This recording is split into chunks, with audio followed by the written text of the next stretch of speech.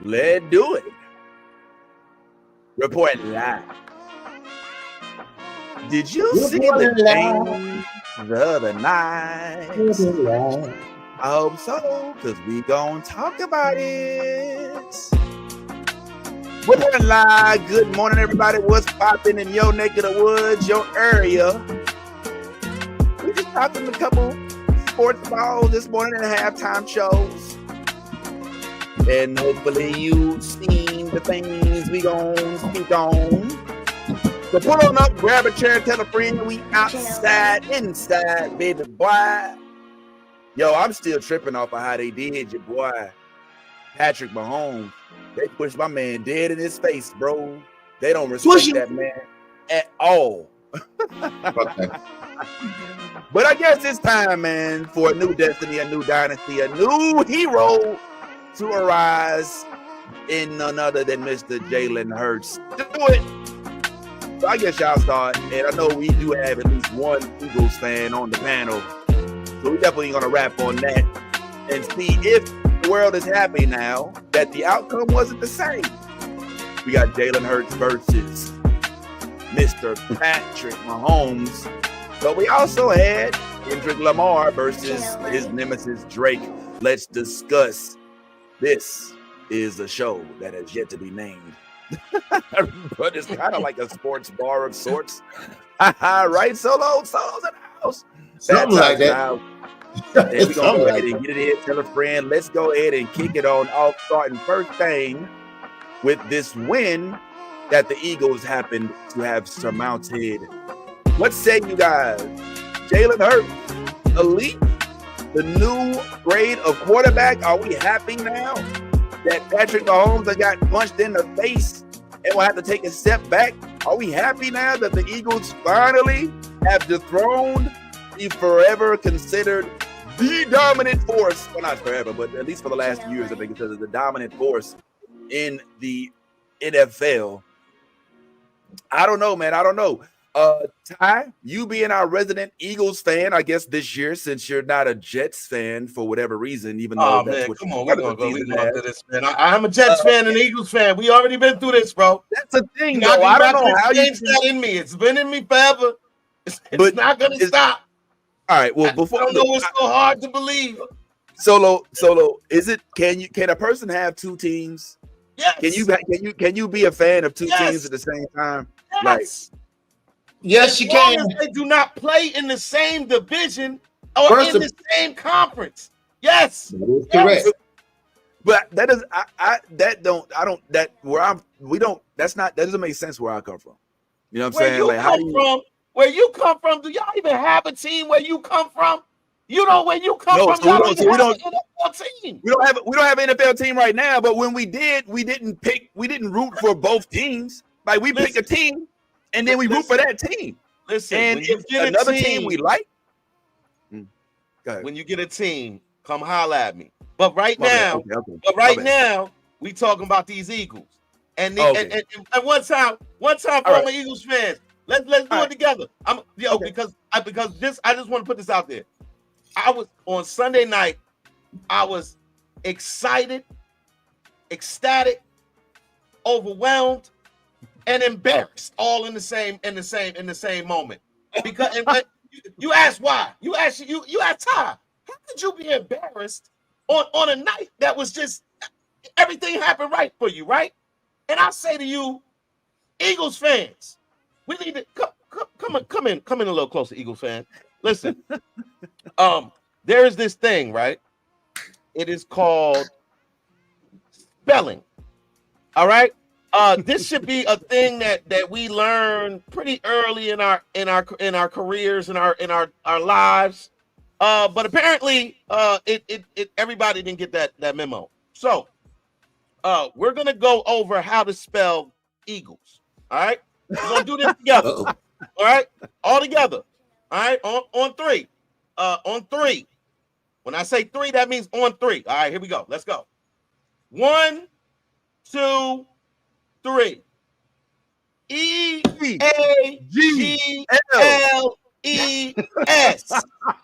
Eagles.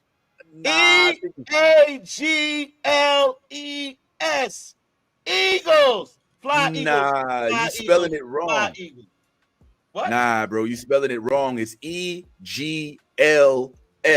Eagles, bro. Like, I don't know where you came up, but you spelling it wrong, man. You gotta spell it like you do in the streets. Man. Good morning, Ali. What's going on? If Patrick, I know y'all New York folks. I swear, bro. Y'all just pick the team that's closest. If Buffalo went to the Super Bowl, he would have been a Bills fan. Like, that's just how they go, bro. It's cold. It's cold. You know, flex your muscles, talk your shit. It's all good. But we got to at least talk about what's going on, man. I feel like Patrick Mahomes was utterly disrespected. Like, they literally picked this man apart.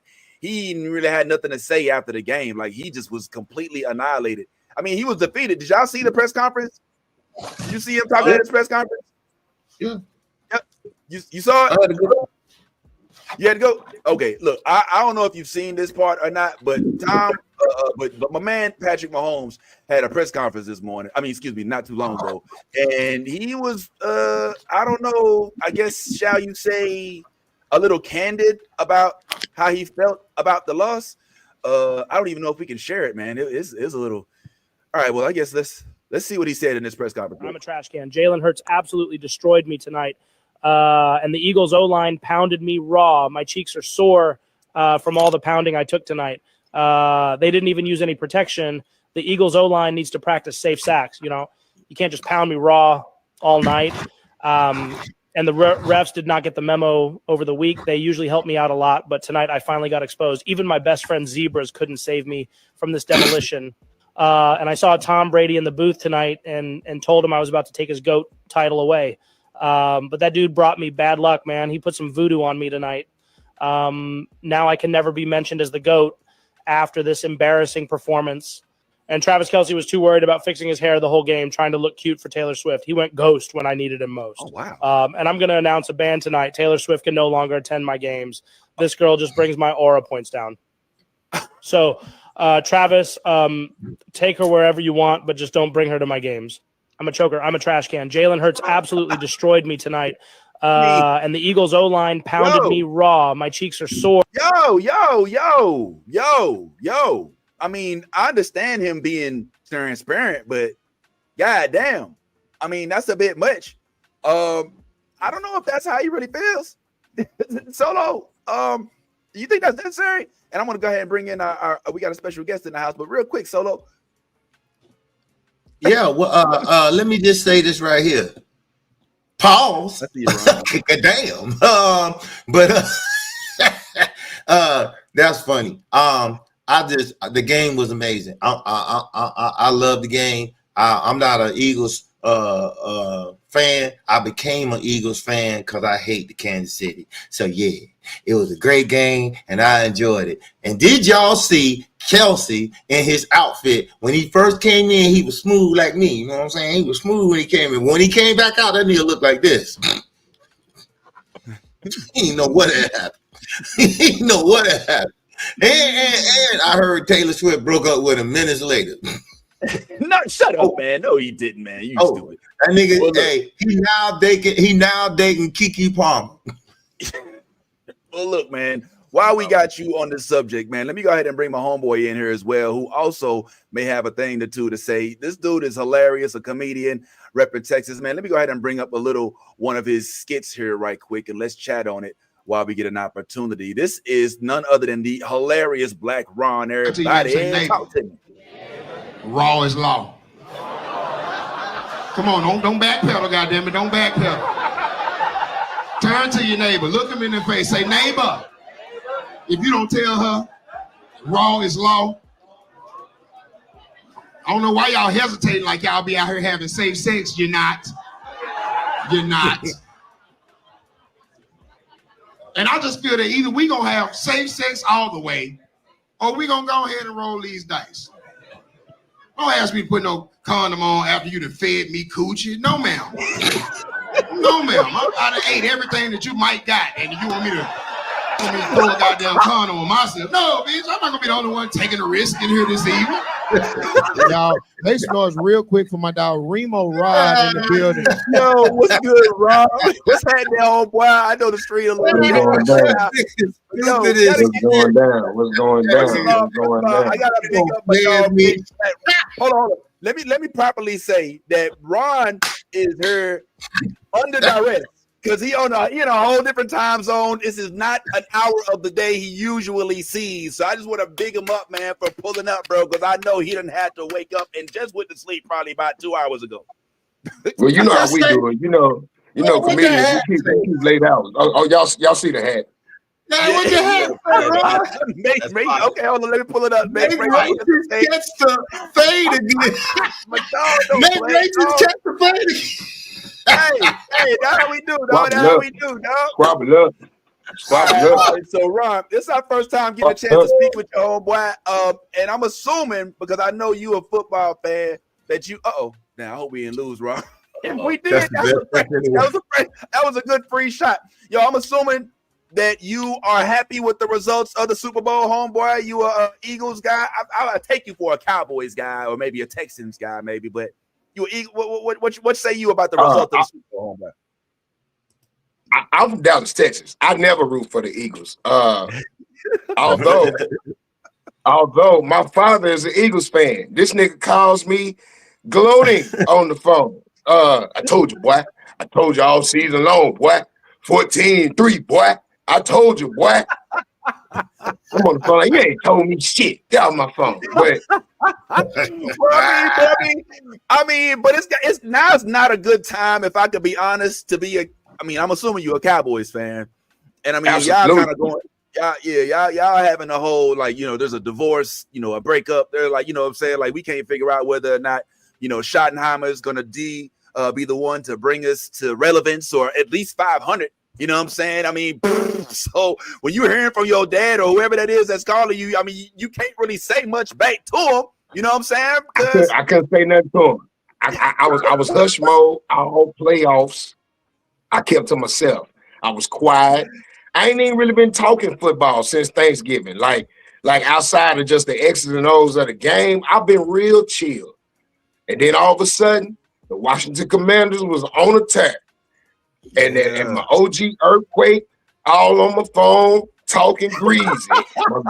my girl Arabia from all 32 NFL all on my phone talking greasy. And I'm like, hey, y'all do realize y'all went shopping in our closet, right? It's kind of like you ever donated some clothes to the Goodwill. You know what I'm saying? And then next week you see a homeless dude rocking an outfit that you used to rock, and he walk up on you, stunting in some clothes that you just donated to the Goodwill. Talking about you ain't never had drip like this. Yes, I have. 2 weeks ago. That shirt still smell like my cologne. I didn't wash it before I gave it to him. You didn't wash it when you bought it. That's my deodorant in that shirt right now. What? First of all, I want to know exactly what Earthquake says to you. Is he a Commanders guy? Man, no, Earthquake's still a Redskins fan. Yeah, that's how deep his love goes. He don't call them the Commanders. He still call them the Redskins. Man, he call them all of them. He like, boy, I love the Redskins football team Commanders.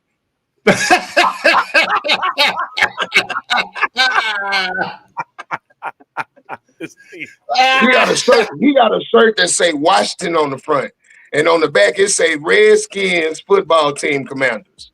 So I still call them the Washington football team. I don't respect nothing they got going on. You can't go get our coach, make him go get our defensive coordinator, make him your head coach. He bring all his favorite players with him. 2 of our Gatorade jugs, 3 of our tape bars. Man, you gotta admit, Ron, you come on now, Ron. Let's have a truth moment, bro. It ain't because of them. It's because of JD, bro. We know that's what it is. The Commanders have finally come alive. This, I believe, is the first time that they've been proud to call them the Commanders because they were so hesitant to change the name from the Redskins. And now Jaden Daniels, because he's so good, so small, so patient, so potent. Even though he did that dumbass dance when he finally made a touchdown in the postseason, I feel like the Jaden Daniels has, in my opinion, now officially started the Commanders' legacy. You know what I'm saying? Like before, they still was rooting to hold on to the Redskins, but now the Commanders exist. So yeah, your boy.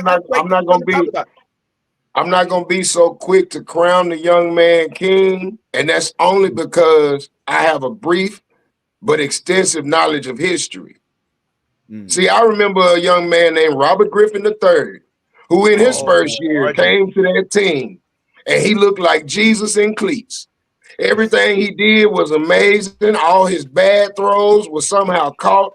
All his good passes always made it on ESPN.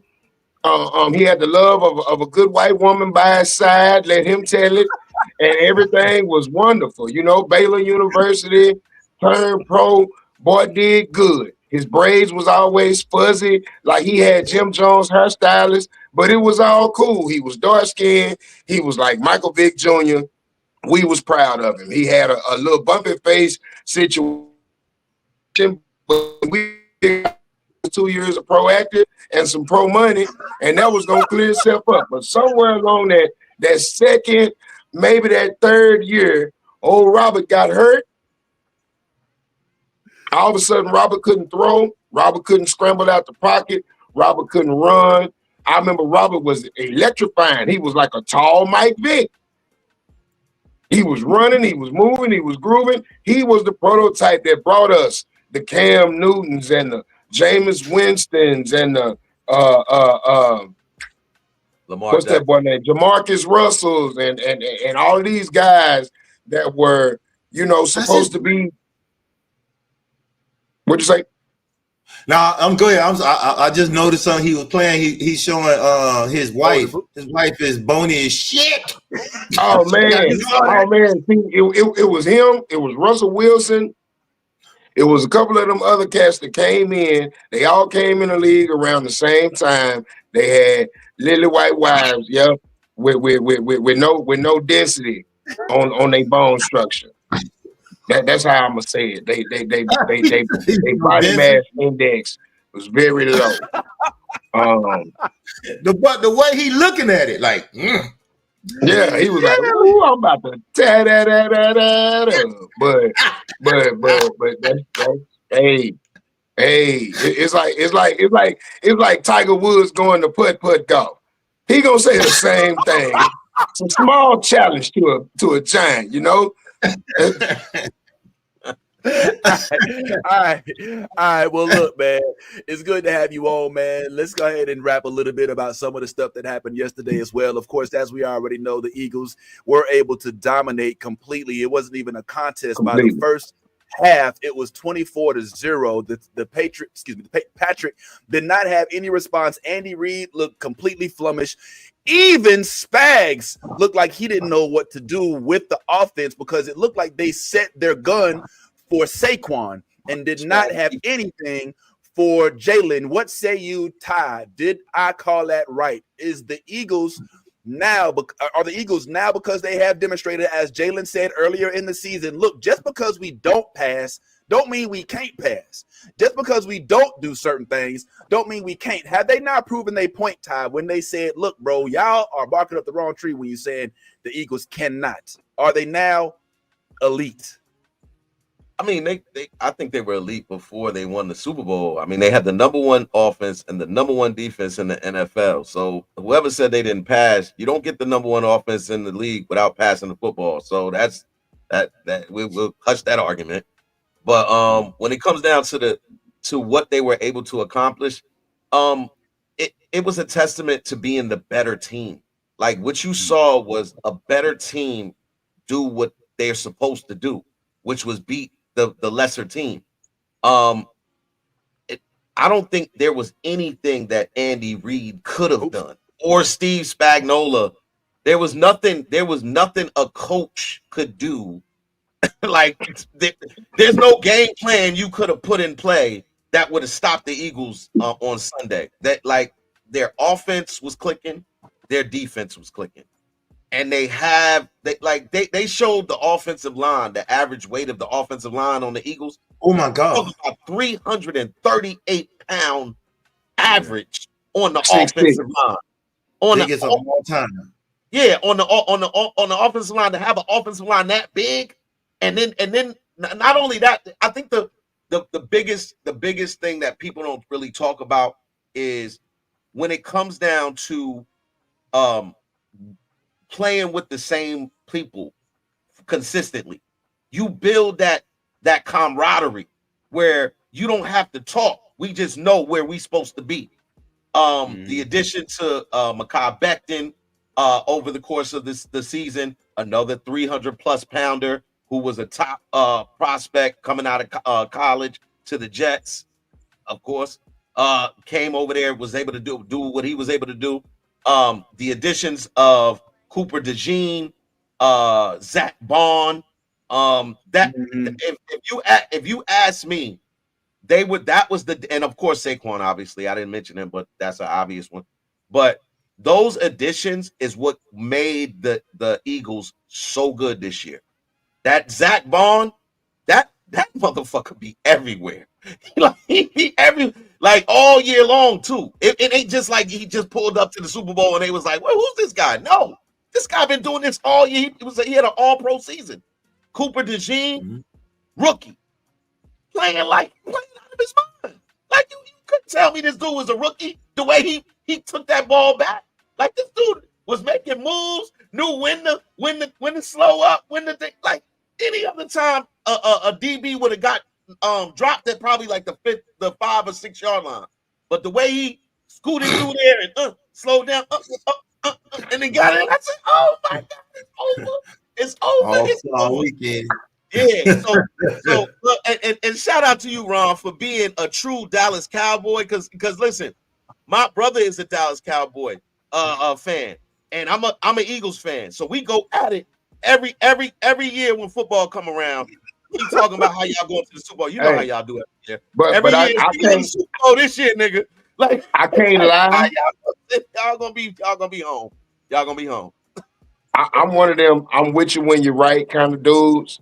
And it was like somebody put something in them boys' food or something over there in Kansas City.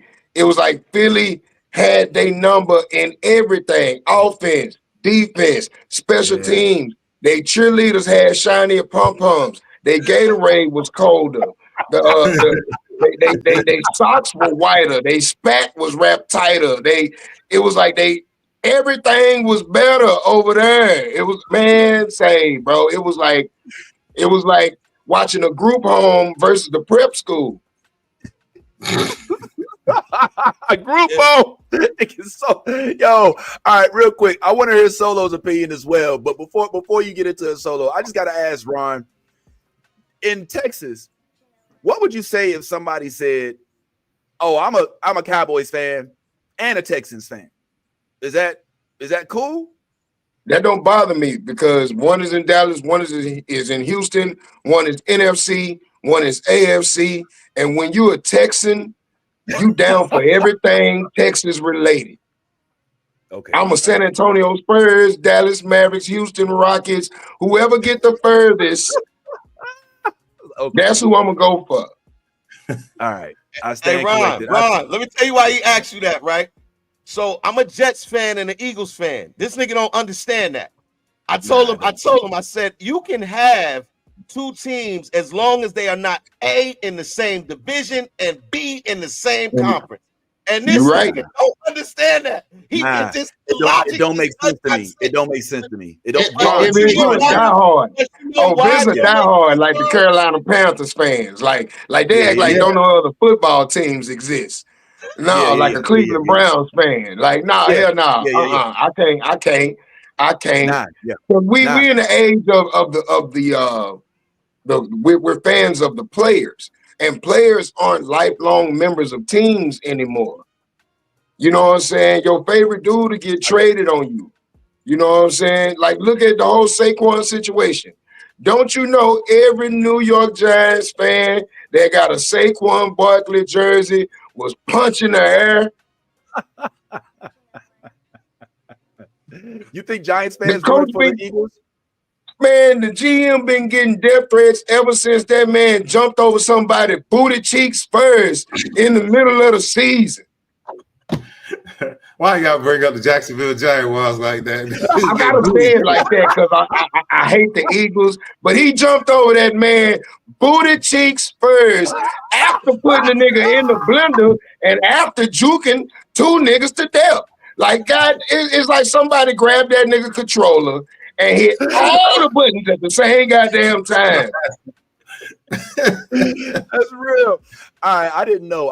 Like, I mean, Solo, you know what I'm saying? We both have some history with Florida. It's hard for me to imagine somebody being a Dolphins and a Jags fan, but I guess that's how it happens someplace. You know what I'm saying? I mean, there's people who have their team, they got their team, they wish their team go, but if their team don't go, then they got a backup. Okay. They got a backup. I get that. They get the pick. It's not really that they fans of them. They just say, okay, I'm picking the Super Bowl, or I'm picking who I think gonna go. Since my team ain't gonna go. No, it's like this.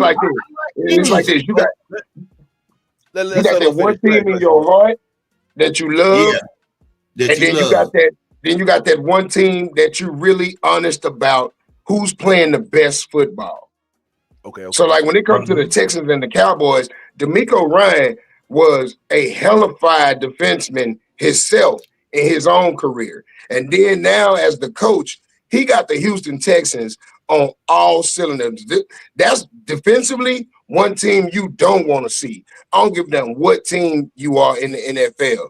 So I can be a fan of their program. I also got my favorite players. I wish Lamar Jackson was the quarterback for the Cowboys. Do you know how fucking awesome we would be if we had us a Lamar Jackson? Well, I mean, you know why you don't is maybe Jerry Jones. I don't think. I mean, go ahead. Hey man, you shut up telling the truth to me. I don't think. Go ahead, Solo. I don't think Lamar or any quarterback, as long as Jerry Jones is there, because Dallas don't have. Hold on, let me just finish. Dallas don't have some good teams. When I thought they were going to the Super Bowl. Matter of fact, 2 years ago, I thought they were going to the Super Bowl. I thought they were. I thought they had. We're not going to act like we wasn't 12-4 and had everybody shook. Yeah, I thought they were going to the Super Bowl. But what Jerry Jones does in the background, I don't know if Ron want to speak on this because he's a Dallas Cowboy fan. Do you believe that Jerry Jones is really causing havoc with the team to keeping them from going as far as they can go? Well, I'm not going to say causing havoc. I'm just going to say where other teams have to do things to keep the numbers coming because they have to appease their fans. Jerry Jones don't have to worry about that kind of leverage. People coming to the Cowboys game, whether we 1-17 or whether we 18-0, people going to come to the Cowboys games because we the Dallas Cowboys, period. So he ain't had a losing season since he owned the team. Financially, yeah. He bought that team for $2 million and has turned it into a $100 billion organization. But what is that the goal? Yeah. I mean, hasn't it been like 9 years since the Cowboys even hit the playoffs? The trophies only matter to the fans. To everybody else, the niggas that work there, including the players, the trainers, the coaches, the front office people, the general managers, and the owner, it's about the dollar. Was the name of Deion Sanders' song "Must Be the Trophies" or "Must Be the Money"? Come on, dog. Come on. But all right, so am I hearing you right? Am I hearing that the Cowboys are satisfied as long as people are coming to the games? They don't care about going to the postseason. They don't care about having having any success, being over 500, having Dak Shepard off of the IL, having an actual coach that has any experience coaching in the NFL. They don't care about none of that. As long as Jerry Jones's bottom line is a net positive, Cowboys fans is happy. It's not that the Cowboy fans are happy. So the players, of course, want to achieve success in their sport, in their respective field. Everybody see themselves as a Super Bowl champion from the moment they were little boys playing Pop Warner ball.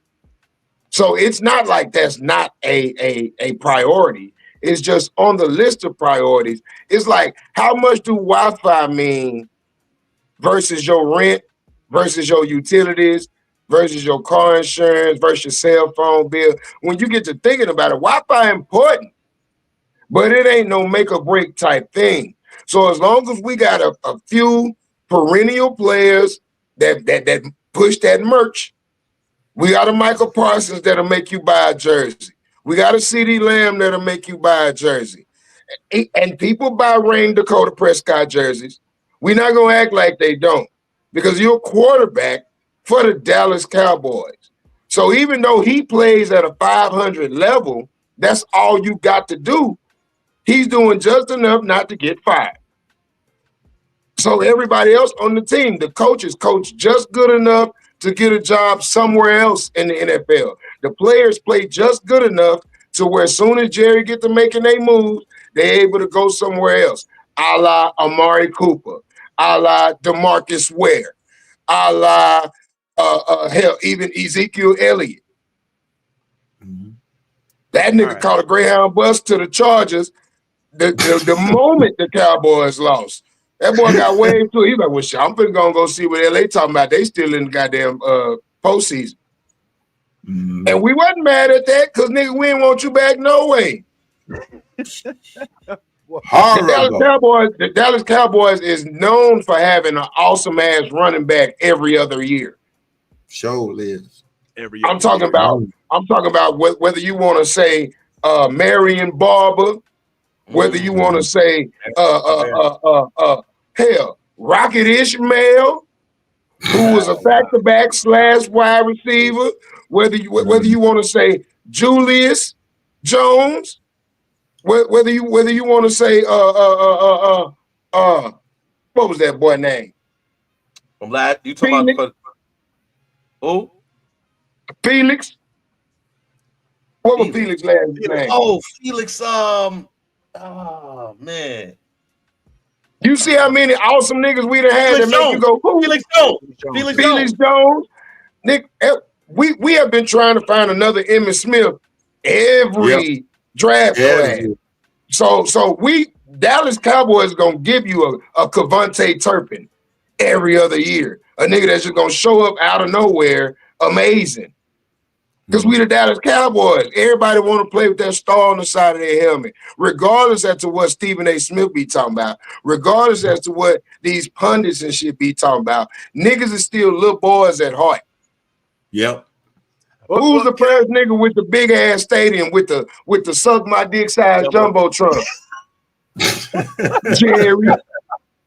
He the reason why you got a SoFi stadium now, why you got a Las Vegas Raiders stadium that look like you going to the mall. He the reason why. Where do Beyonce love performing every tour? Jerry World. She lives in Texas. I mean, all right. Well, look, here's the only thing I'll take issue with. I'm not take issue, but let me challenge that a little bit. All right. You compared whether or not the Dallas Cowboys can have a winning team with whether or not they should have Wi-Fi or they should pay the rent. And that would be an issue if the Dallas Cowboys weren't a $10 billion net worth team who, as you said, even while they lose, are still generating revenue. It's no excuse for them to not put money into their management, coaching staff, and into their players so that they can have a team that's worthy of folks coming to attend their stadium. I'm not saying that it's not worth coming. I'm just saying if you're Jerry Jones, you have the money to give a fuck you jumbotron in the middle of it. You got the money to make folks come. They're spending money. Why isn't it showing up in the roster? You know what I'm saying? Like, that's like telling Taylor Swift she need more bass in her songs. This nigga retarded. I swear to God. You mean the woman that has sold more records than anybody else, got more Grammys than anybody else, got more tour gross revenue than anybody else? You mad because her song don't slap? It slapped to somebody. It's winning somewhere. Beyonce got all the beats, but Taylor got all the revenue. Beyonce got the trophies, but Taylor got the capital gains. Who really winning? Well, I don't know. She winning too. She winning too. That money is real. Okay. So we're not talking about monopoly money, my nigga. We not look at that scale. In 40 years, I'm sorry, in 35 years, this man took a team from $2 million to almost $100 billion. Sounds like a win to me. Meteoric success, bro. Who do that? Let me say this though. Let me say this.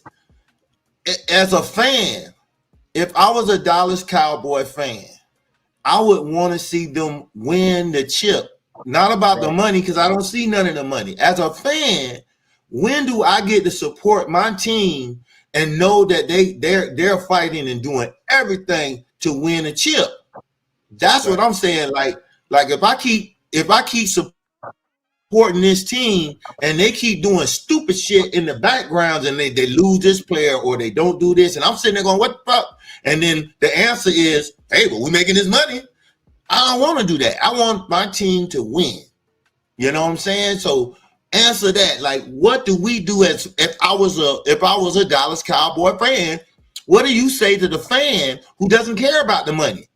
They just want to win. When the last time the Lakers been great?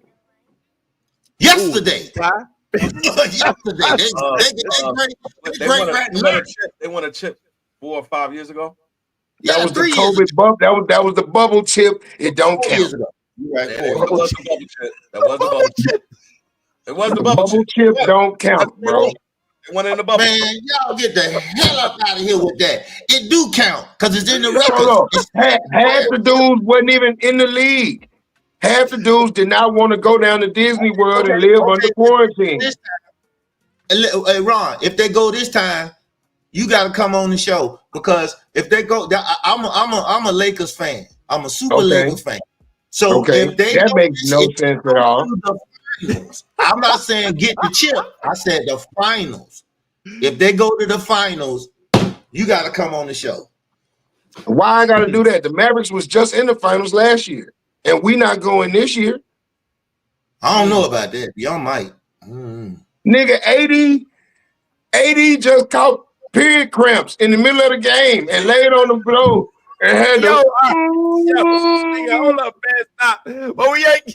All right, look, but we not ready to talk NBA yet. All right, let's get NFL chat. Yo, period cramps. Come on, man. I'm not with this. I'm not this dude. That's the face he always makes. Sharp ass nose. This nigga's gone. Okay. Ty, what you trying to say, Ty? I'm just saying, I think I want to just clear up something, yo. As I'm not a Dallas fan, but I also have to pay attention to why Dallas was not successful this year. It wasn't because Jerry. It was because they had a slew of injuries. You would think. You would think, nah, but it's not just because this is unlike anything you've ever seen, where you're starting quarterback. We had 30 players on IR. Yeah, this is it's only 55 niggas on the team, and 30 of them got hurt this year. And every year, Dallas kills themselves with their own penalty acquisitions. Half the games we lose, it's not because the other team kicked our ass. It's because we were shooting ourselves in the foot with excessive penalties and interceptions. Yeah, them interceptions shut it down. Go ahead, Ty. So what do you do? Let me ask you a question. What do you do? What do you think the Dallas Cowboys need to do now? There it is. There's the lip. I see the lip. I'm gonna tell every nigga that feel like we ain't doing what we need to do. I'm gonna tell them, hey, go see what day the Cowboys hiring. You be sure you have your ass down there at tryouts, because clearly you think you can go do a better job than all of these 1% of the 1% that are down there. That's the part you got to realize at the end of the day. Everybody that make it to the pros is the elite 1% of what they do. 31 niggas gonna have a look on their face like Patrick Mahomes every year. There can only be one winner, and unfortunately, the last 30 years of football have presented you with a few different dynasty programs. You got the Cowboys that started it in the 90s. You got the Patriots that did it in the early 2000s.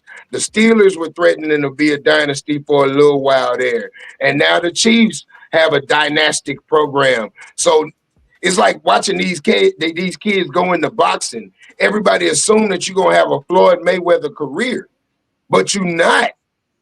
The truth of the matter is you might be like these cats. Like Ali was a wonderful fighter. Tyson was a wonderful fighter. They both had over 10 losses. Right. Tyson had 10 losses? Yeah.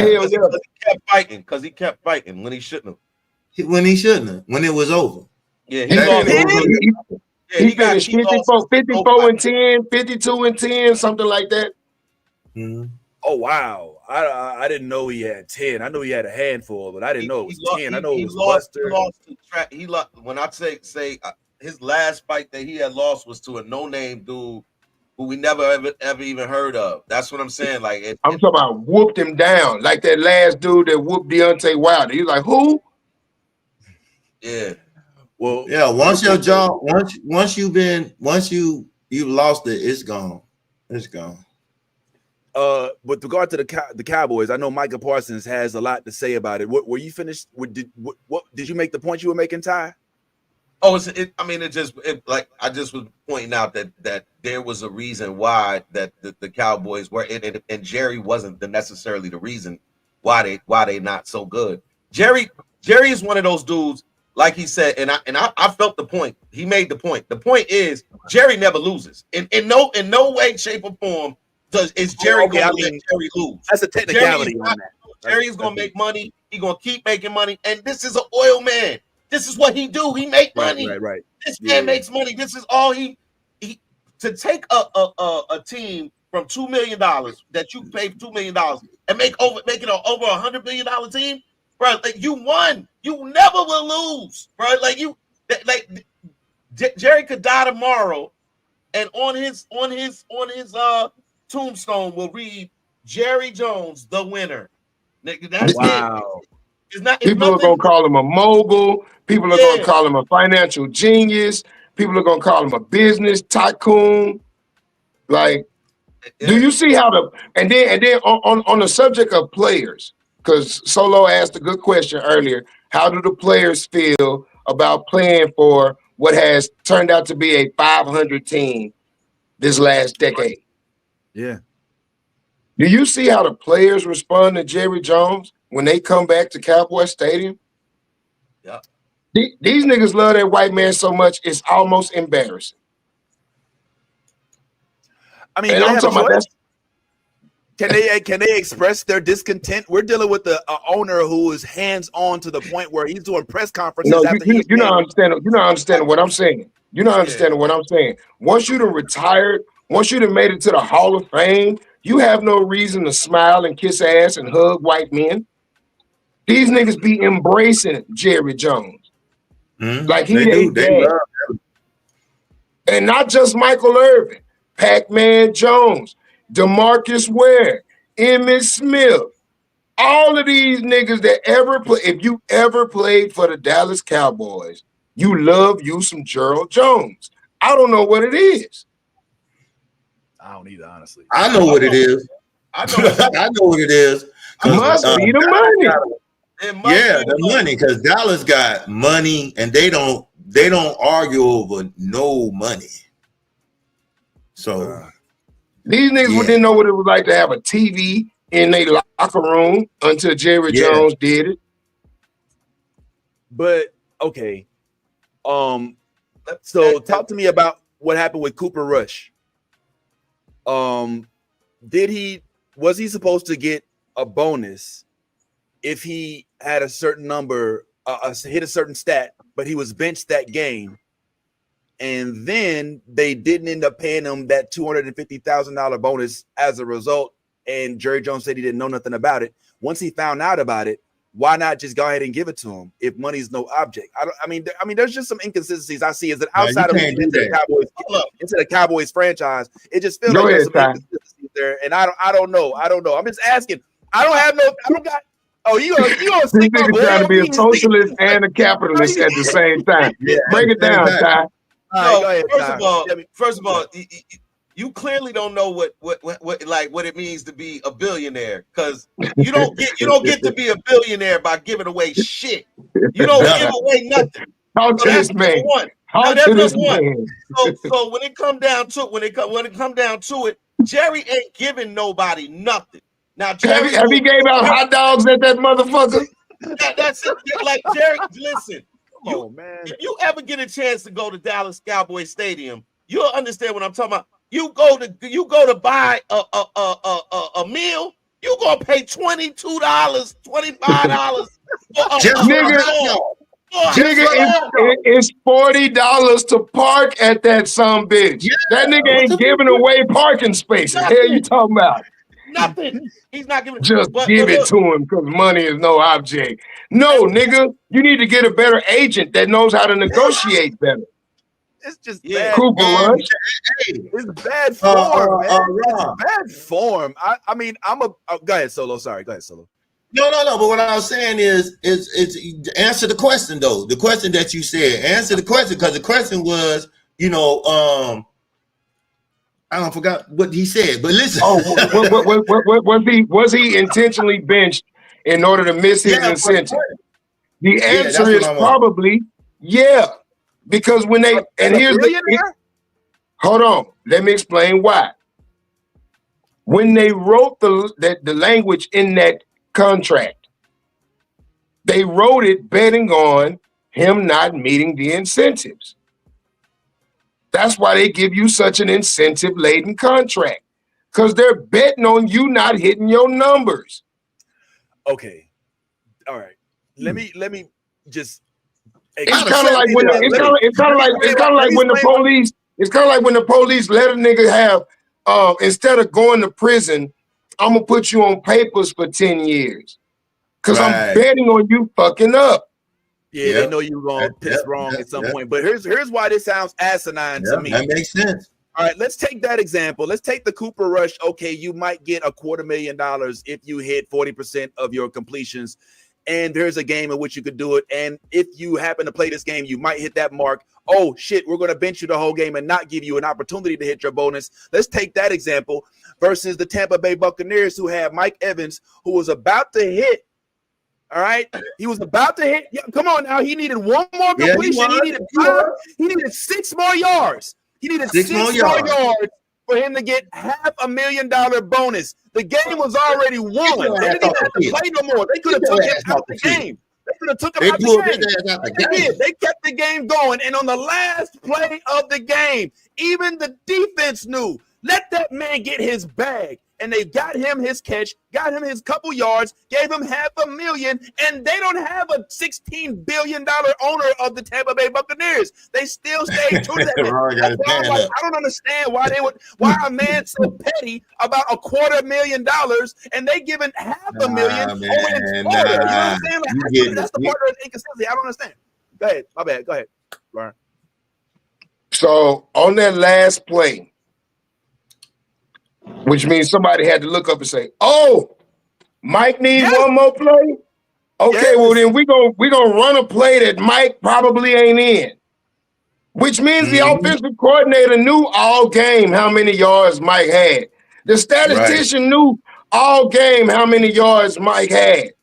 Now, what if on the defense somebody needed one more tackle to get their bag? Right. He right about that. And instead of Mike getting his yards, might get his career ended. Oh, come on, man. Come on.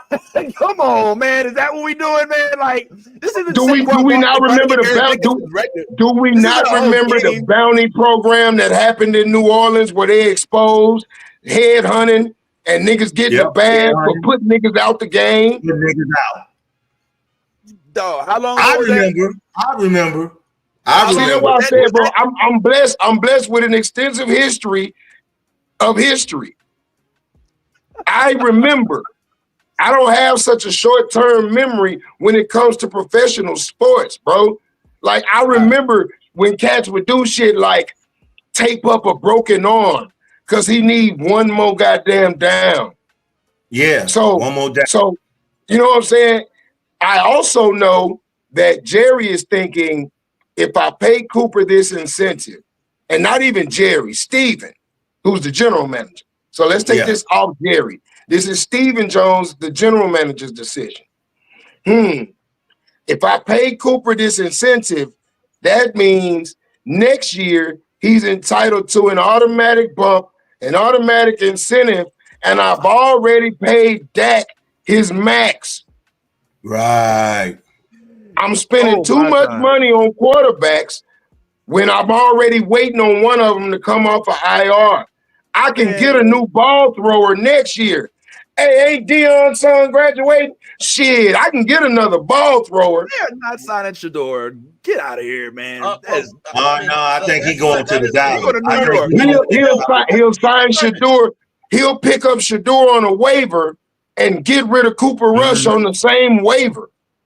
Waiver. Ty, what's up, bro? I was just saying to speak to Ron's point.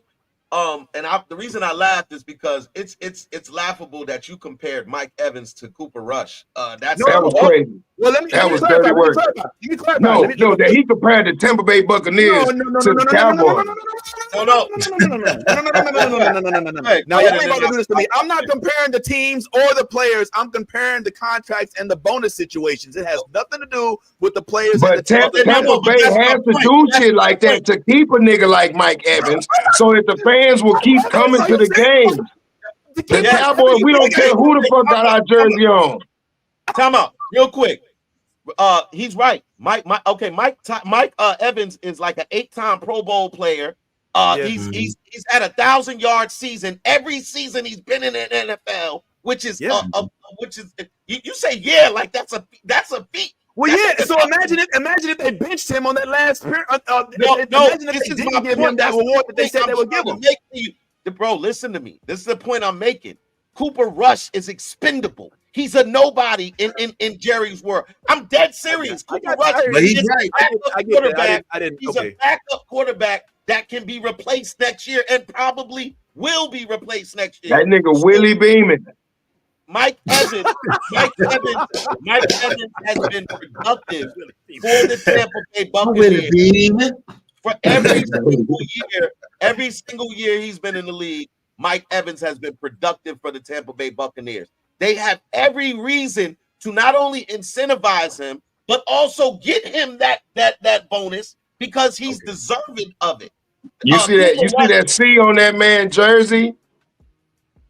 That's the captain. That's a captain. Yeah. You only get that when you that guy. Yeah, so, don't stand for Cooper.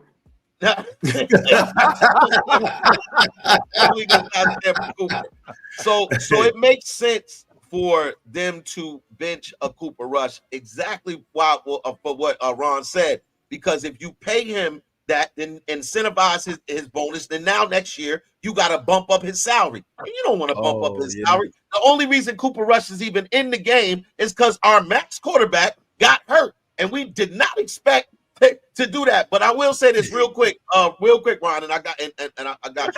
Yo, I will say this too. One thing about the Dallas Cowboys that I've noticed, and Ron, you can speak to this too. Whenever they get a max deal from Jerry, they all quit on Jerry. When Ezekiel Elliott got his max deal, he didn't do shit. When Dak got his max deal, he didn't do shit. When Amari Cooper got his deal, he didn't do shit. Must be the trophy. Nigga, everybody, listen, They might love Jerry on camera, but they hate Jerry in real life, nigga. Wait a minute. He spoke on something. Players give up on they dude. Like, look, thanks for the money, nigga. Now kiss my ass. That's what they all No, I keep trying to explain to y'all. Nobody gives a fuck about no Super Bowl but the fans. Professional athletes play football for the money. Once they get their max deal, this is why I stayed up all night learning all that film. This is the reason why I killed myself in the combines to get here. This is the reason why I've been playing through injuries. This is the reason why I did all the things I did in college and in high school to get to where I am now, so that I can get to that. I ain't got to do another day's work for the rest of my life type money.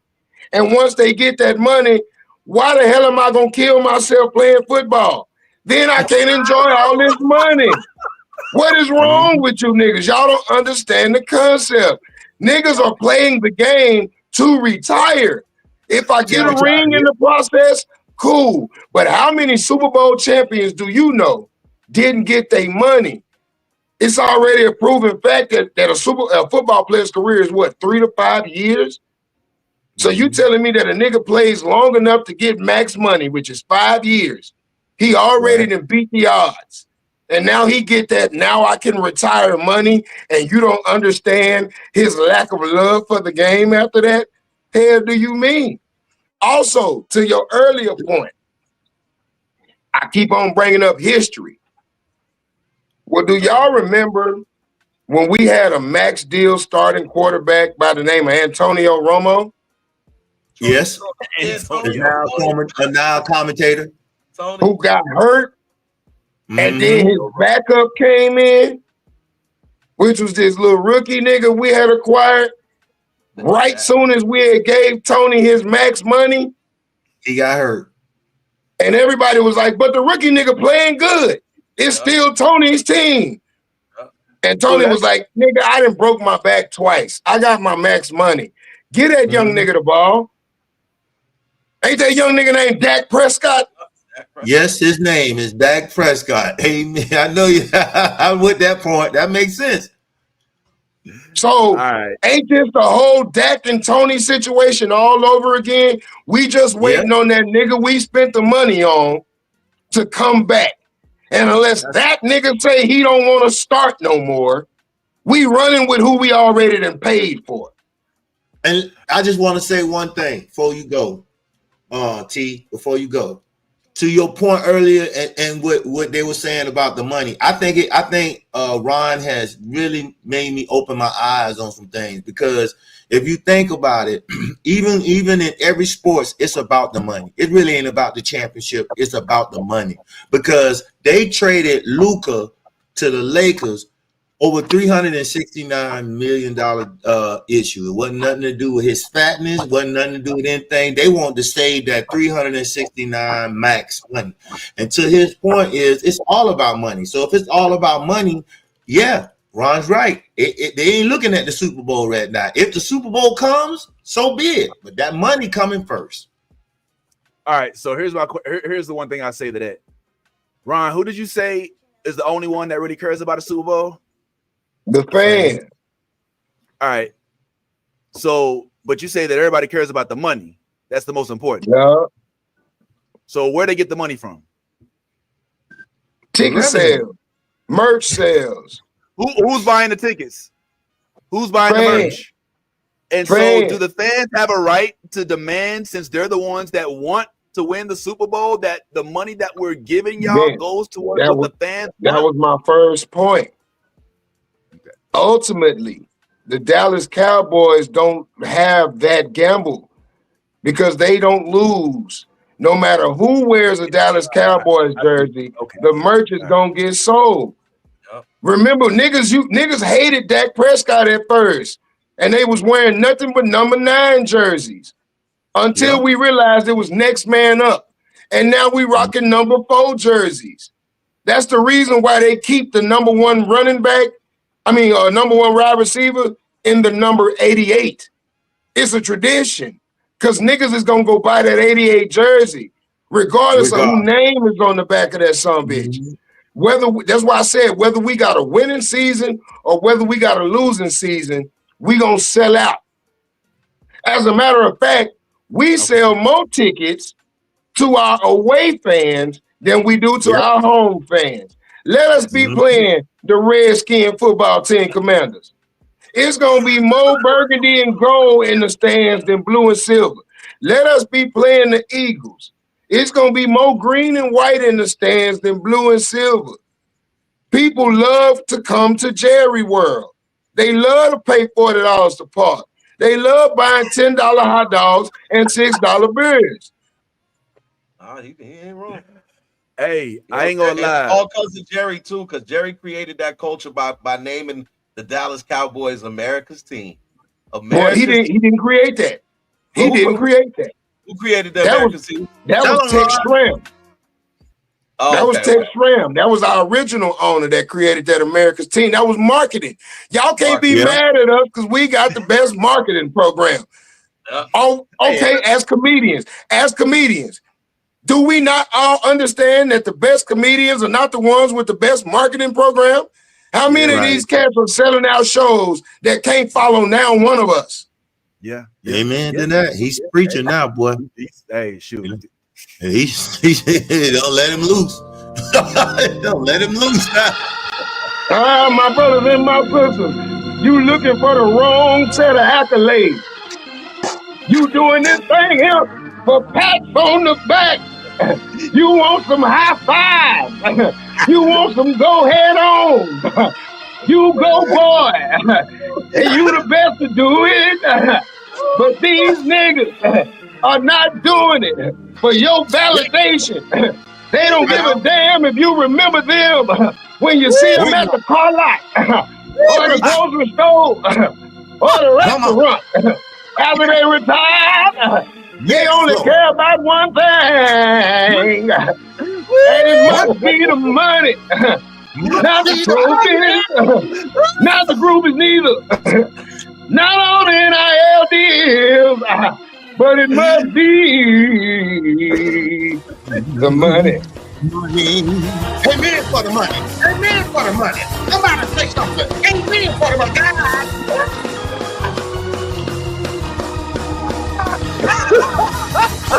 Yo! All right, woo! All right, man. Yo, we got a lot going on in the NFL today. Yo, I'm starting to get a little tired. Let's go ahead and let's get it back.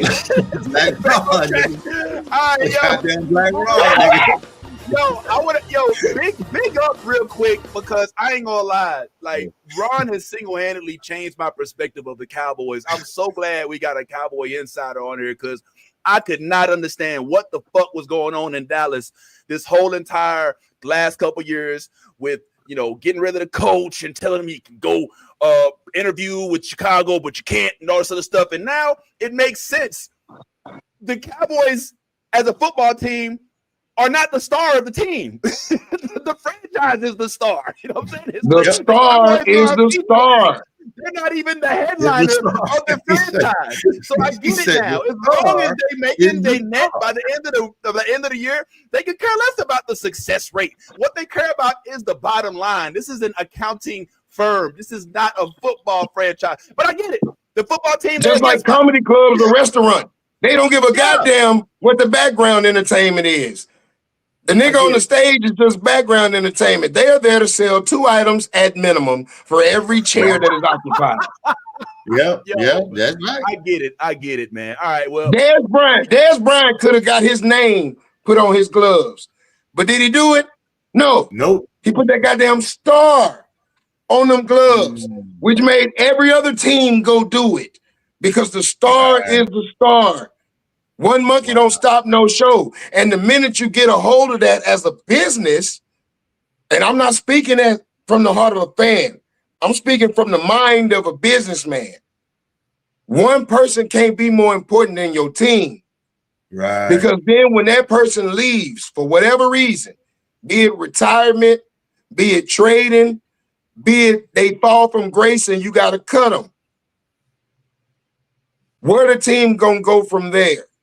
If the team is associated with that man, do you know how long it took the Bulls to recover after Jordan left? They still recovering. Yeah, they still recovering over that. And you know why they still recovering? Because Derrick Rose didn't bring them no ring. Damn. Well, they had a small shot when Derrick Rose came in, but that's what is a small shot when you never make it to the finals? Yeah, it was. That's wishful thinking. That was my point earlier about the Lakers, bro.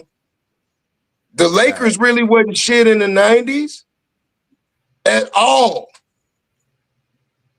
But because they was the shit in the 80s. Didn't Kobe play with them in the 90s? No. Kobe played with them in the 90s.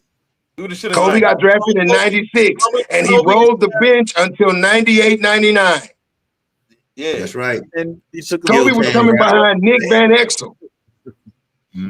Oh wow, he's bringing up classic names. Well, look, before we get too deep into the NBA, there's still one more matter of business we have to discuss with regard to this event this week, and that is obviously the big man on campus with Kendrick Lamar. My dog came in and he shut it down. I'm just curious as to all of our feelings with regard to this performance. Are we loving it? Did we feel it? Was it too much? Was it not enough? What do we rate this performance from one Kendrick Lamar yesterday? What say y'all? Open book. Speak on it. There's only one person that had a better, in my heart, performance than Kendrick Lamar. And that was 1992, Michael Jackson.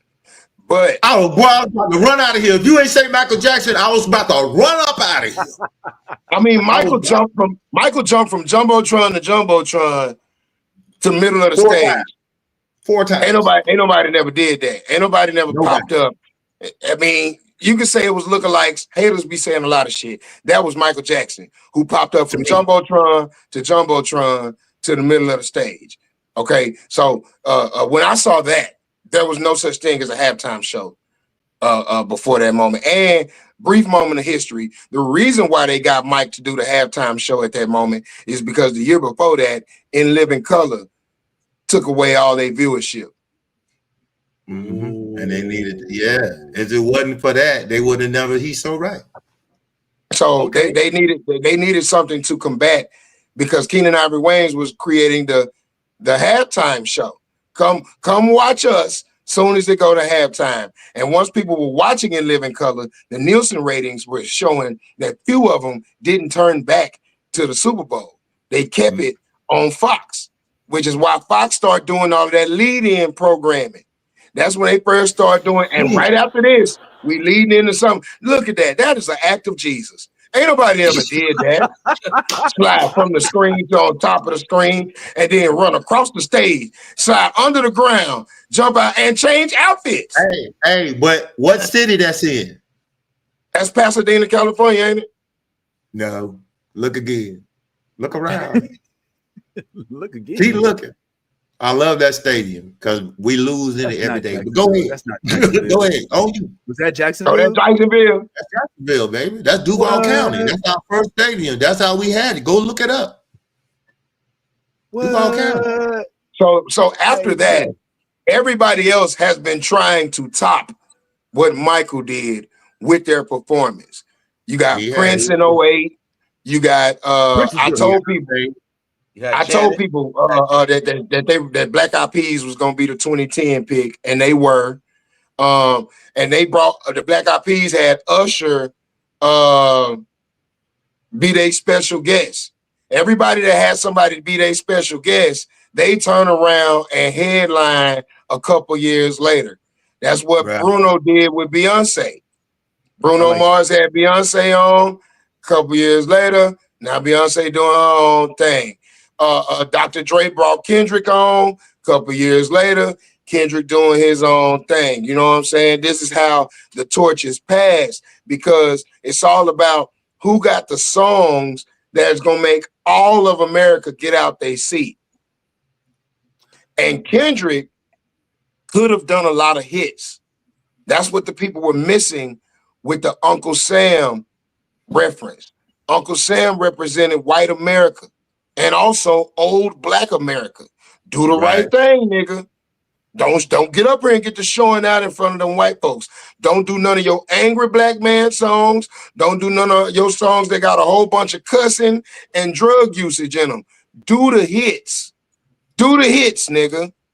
That's why he jumped up in the middle. He's like, oh, whoa, whoa, whoa, whoa, too loud, too flashy, too ghetto.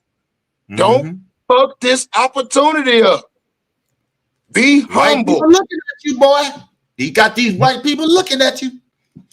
That's why he did Be Humble and then juxtapose Be Humble with DNA. Yeah, I got humble. I got humility, but I also got royalty inside my DNA.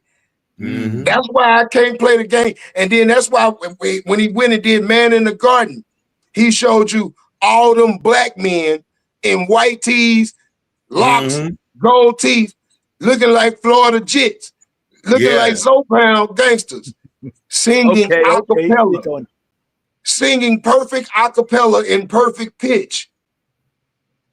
Yeah, because it ain't about what it looked like. It's about what it really is. And what it really is, this is a moment of black excellence. And this is a time for me to show you my artistic side. I'm an artist. I'm not just a rapper. I come from Generation X. So I'm going to title my album G and X, which is a abbreviation of Generation X. But I'm also going to be posted up on a Chevrolet GNX. Right. Ooh, Gems. Right. Let me say this while you in there, because that boy Black Ron be getting deep, don't he? That nigga get deep. We knew this. The Malcolm X comedy. Come on. What I liked about it was the fact that he didn't curse through the whole set. He skipped his words. He didn't really curse, but he did make sure he mentioned Drake to the camera. Self-edited himself. He self-edited himself. So for all of y'all that was like, no, because his music, what you don't like about it? What part did he say that you didn't like? Because he didn't cuss not a once. He didn't cuss, and then he didn't reference anything that had anything to have anything. And his words were just so. He skipped it. You can watch the show. He skipped a lot of stuff that he could have said that was on the song, but he skipped it and kept moving. But he at the part when he got to Drake, he didn't skip that part. He said that whole. He did Peekaboo and did the clean version of Peekaboo. Yeah, the clean version of Peekaboo. I thought it was dope. You agree? And then none of his female dancers are twerking. None of them are naked. What are it? It's a girl in red. He goes dap up. They're the girls. Yeah. I'm trying to get Ty in here, man. It's my dog, bro. I mean, look. I'm entertained right now, bro. I didn't even reference a lot of the stuff that Black Ron was bringing up just now, and now that I go back and think about it, I'm like, yo, he's exactly right. I just, for me, I was disappointed a little bit in Kendrick because there was a moment. You had a moment here. You had a moment to bring up one of the New Orleans artists, whoever it was. I mean, I don't really care who it was. I just would have liked to see a collab with one of that. I feel like in New Orleans, you bring out I know, you know, the relationship between Lil Wayne and Drake, but I know that stadium would have erupted if Lil Wayne pulls up in that moment. And I've just seen the Super Bowl do so many collabs over the years that I was like really prepared for that. You know, I love SZA. I think she's a great artist, great songwriter. But I wasn't really too impressed with the collabo when she came out. I was really looking forward to him bringing out somebody from New Orleans. I know the Super Bowl call themselves tapping into the New Orleans culture by having Lettucey, which no disrespect to Lettucey, she had an amazing performance as far as the Negro national anthem, but and then they had the Southern college HBCU band play, which I also enjoyed. But I just really felt like you had the opportunity, brother. Yeah. Even if the NFL didn't, this is your opportunity to be like, yo, get on that call and be like, yo, Master P, Lil Wayne, whoever you want to reach out to, but somebody from the city, somebody, a hip hop artist, to bring out there and just show love to that city. Because I feel like, from a perspective of knowing and loving your city, the representation of Kendrick is always putting California on his back. He's always representative of California. So I feel like, from somebody who has that level of relationship and loyalty to one city, you would understand what it feels like to go to somebody else's city and have that type of stuff. So I outside of that, the performance itself was I thought it really turned up. I think the crowd turned up when he played They Not Like Us, because we didn't expect him to do it, especially amidst all of the lawsuit talk and everything like that. But that's just Kendrick. Kendrick's like, look, I don't care. I'm gonna do what I'm gonna do. And to have Serena, because I saw this dude who did a breakdown of it, and I didn't even think about that. But the play on the Sony controllers, because Sony is the label that owns, I guess, Universal, or owns whatever Sony Music Group. Yeah, Sony Music Group, right? So they had, when they performed They Not Like Us, they performed it on the X, and then you bring out Serena Williams, who is Drake's ex, and it's like the way the dude thought this process through, all the way down to those small details, just shows just how diabolical, how fucking diabolical Kendrick is, man. Kendrick Lamar is, bro. It's almost too much, honestly. But you're not wrong in what you believe. There's somebody else who agrees with you. He is. So everybody wants to speak on this Super Bowl situation. Look, I'm mad about the situation, just like y'all, man. But my hatred is toward the NFL. Not really the people that booked the halftime show. I'm mad at the people that hired the motherfuckers that booked the halftime show. I feel like y'all should step in. Y'all done threw 11 Super Bowls in New Orleans, man. Y'all have yet to put a hip-hop artist from New Orleans on the damn Super Bowl. Sure, y'all have put artists on the Super Bowl back in the days, Al Hurt, and the list goes on. Not too many. I feel like every time y'all come here, y'all should have somebody from our city on the shit. But this time it really hit hard when you don't have Lil Wayne on the show. I don't see how the fuck y'all don't have Lil Wayne doing a halftime show. Somebody that has a whole bunch of fucking hits, and somebody that really deserves it, and somebody that can bring out multiple artists of all genres. Think about it. So this goes to you, Roger Goodell. You need to get it right, man. You coming in our city, sucking up our cultures and making up all this money and putting all this bread in your pocket, putting all this bread in other people's pockets, and leaving us dry, hanging us dry. You gotta stop. So everybody want me to. Does he have a point? No, right? Hell no, he don't. Hell no, he don't. Because with the exception of Gloria Estefan and the Miami Sound Machine, no other music act has been from the host city of the fucking Super Bowl. Niggas kill me not understanding history. It has never happened. Didn't Dr. Dre and Snoop? Yeah, it just happened. And all of them perform at the halftime show when the Rams played in the Super Bowl a couple years ago. So Mary J. Blige is from LA. Eminem is from LA. She was a feature on the show. They weren't featured. They weren't featured. All four of them stood side by side in the fucking promos. It was all of them on the halftime show. It wasn't just Dr. Dre's halftime show. Okay, Number two. All right. Well, they did have Dre and Snoop, and Dre and Snoop are from LA. So I mean, we can't say that they didn't have it. It's never happened. Yeah, because who he decides to put on his show is that's his business. Just like it was Bruno's business to put Beyonce on the show, and she showed up with the Michael Jackson shit on. That's his business. But number two,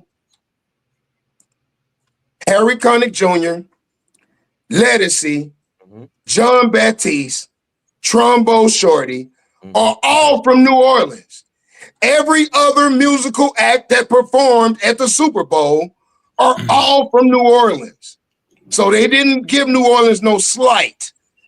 It wasn't like they came through and appropriated New Orleans culture.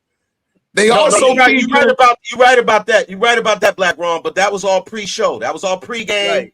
And none of that was during the halftime show. And I'm not talking about the halftime show. I'm not talking about the halftime show. I'm just saying you only brought up Lettucey earlier, Ty. You only mentioned Lettucey. I did bring up Lettucey. But John Baptiste. I brought up the Southern. You brought up Southern band. I mean, but they also had the New Element brass band perform, and Southern is from fucking Baton Rouge. Southern is not from New Orleans. Southern University is located in Baton Rouge, Louisiana. You're right. It's a Louisiana. Okay. So he could have brought in Tulane University. He could have brought in Xavier University. He could have brought in Dillard University, which are all black schools located in New Orleans. But he didn't. But niggas ain't had shit to say. He also made sure that the person singing the national anthem was black and a black artist from New Orleans. John Baptiste is one of the biggest stars out right now. That nigga wrote all the music for Jamie Foxx's last animated movie. So it's not like it was no slight. Number two, bring out Lil Wayne for what? Who the fuck is Lil Wayne signed to? Cash Money. It was an offshoot of they started an offshoot called Young Money. Who is Young Money signed to? Drake. Wait, what? Also, let me say something when he's done. Ain't Drake a member? Ain't Drake a artist under Young Money? Yeah, but hold up. Let me explain something to y'all so y'all can jump on in here real quick. First of all, if Ron correct me if I'm lying, the Super Bowl don't pay you to be there. Your label pays to be there. So no, the artists don't get paid at all. It's a promotional show. That's why they all go on tour afterwards, because it's which is another point. Ty, you said you wasn't feeling the fact that he had SZA up there. Kendrick and SZA are finna go on tour together. That's why he had her on there. To correct him, I don't think he said he wasn't feeling that she was on there. I just think he said what I basically was saying was that I didn't feel the performance. I didn't feel Look, I'll clarify everything I said. I was saying I didn't feel the performance, and I said there was a missed opportunity. I feel as though they could have added a hip hop artist from New Orleans for representation. And the only reason I'm saying this is because I'm speaking to Kendrick Lamar's love of his city and how he represents California. I love it. I feel like when you come from a place, you're supposed to take that place wherever you go. Which is why he brought California to New Orleans, which is why all his dancers had on Dickie suits, which is why they had on Crip and Blood colors, and not only the red, white, and blue, which is why they was all gangster walking behind him. And also, you didn't listen to the song Whacked Out Murals. Because Juvenile and a whole bunch of other artists, when they first found out Kendrick was named the halftime act, what was that, Thanksgiving, when they rolled out that ad? Right. Everybody started coming out talking shit about Kendrick. And that's when he dropped the song Whacked Out Murals. Like, well, let it be known then. Oh, don't none of y'all like me? Cool, because I never fucked with none of y'all.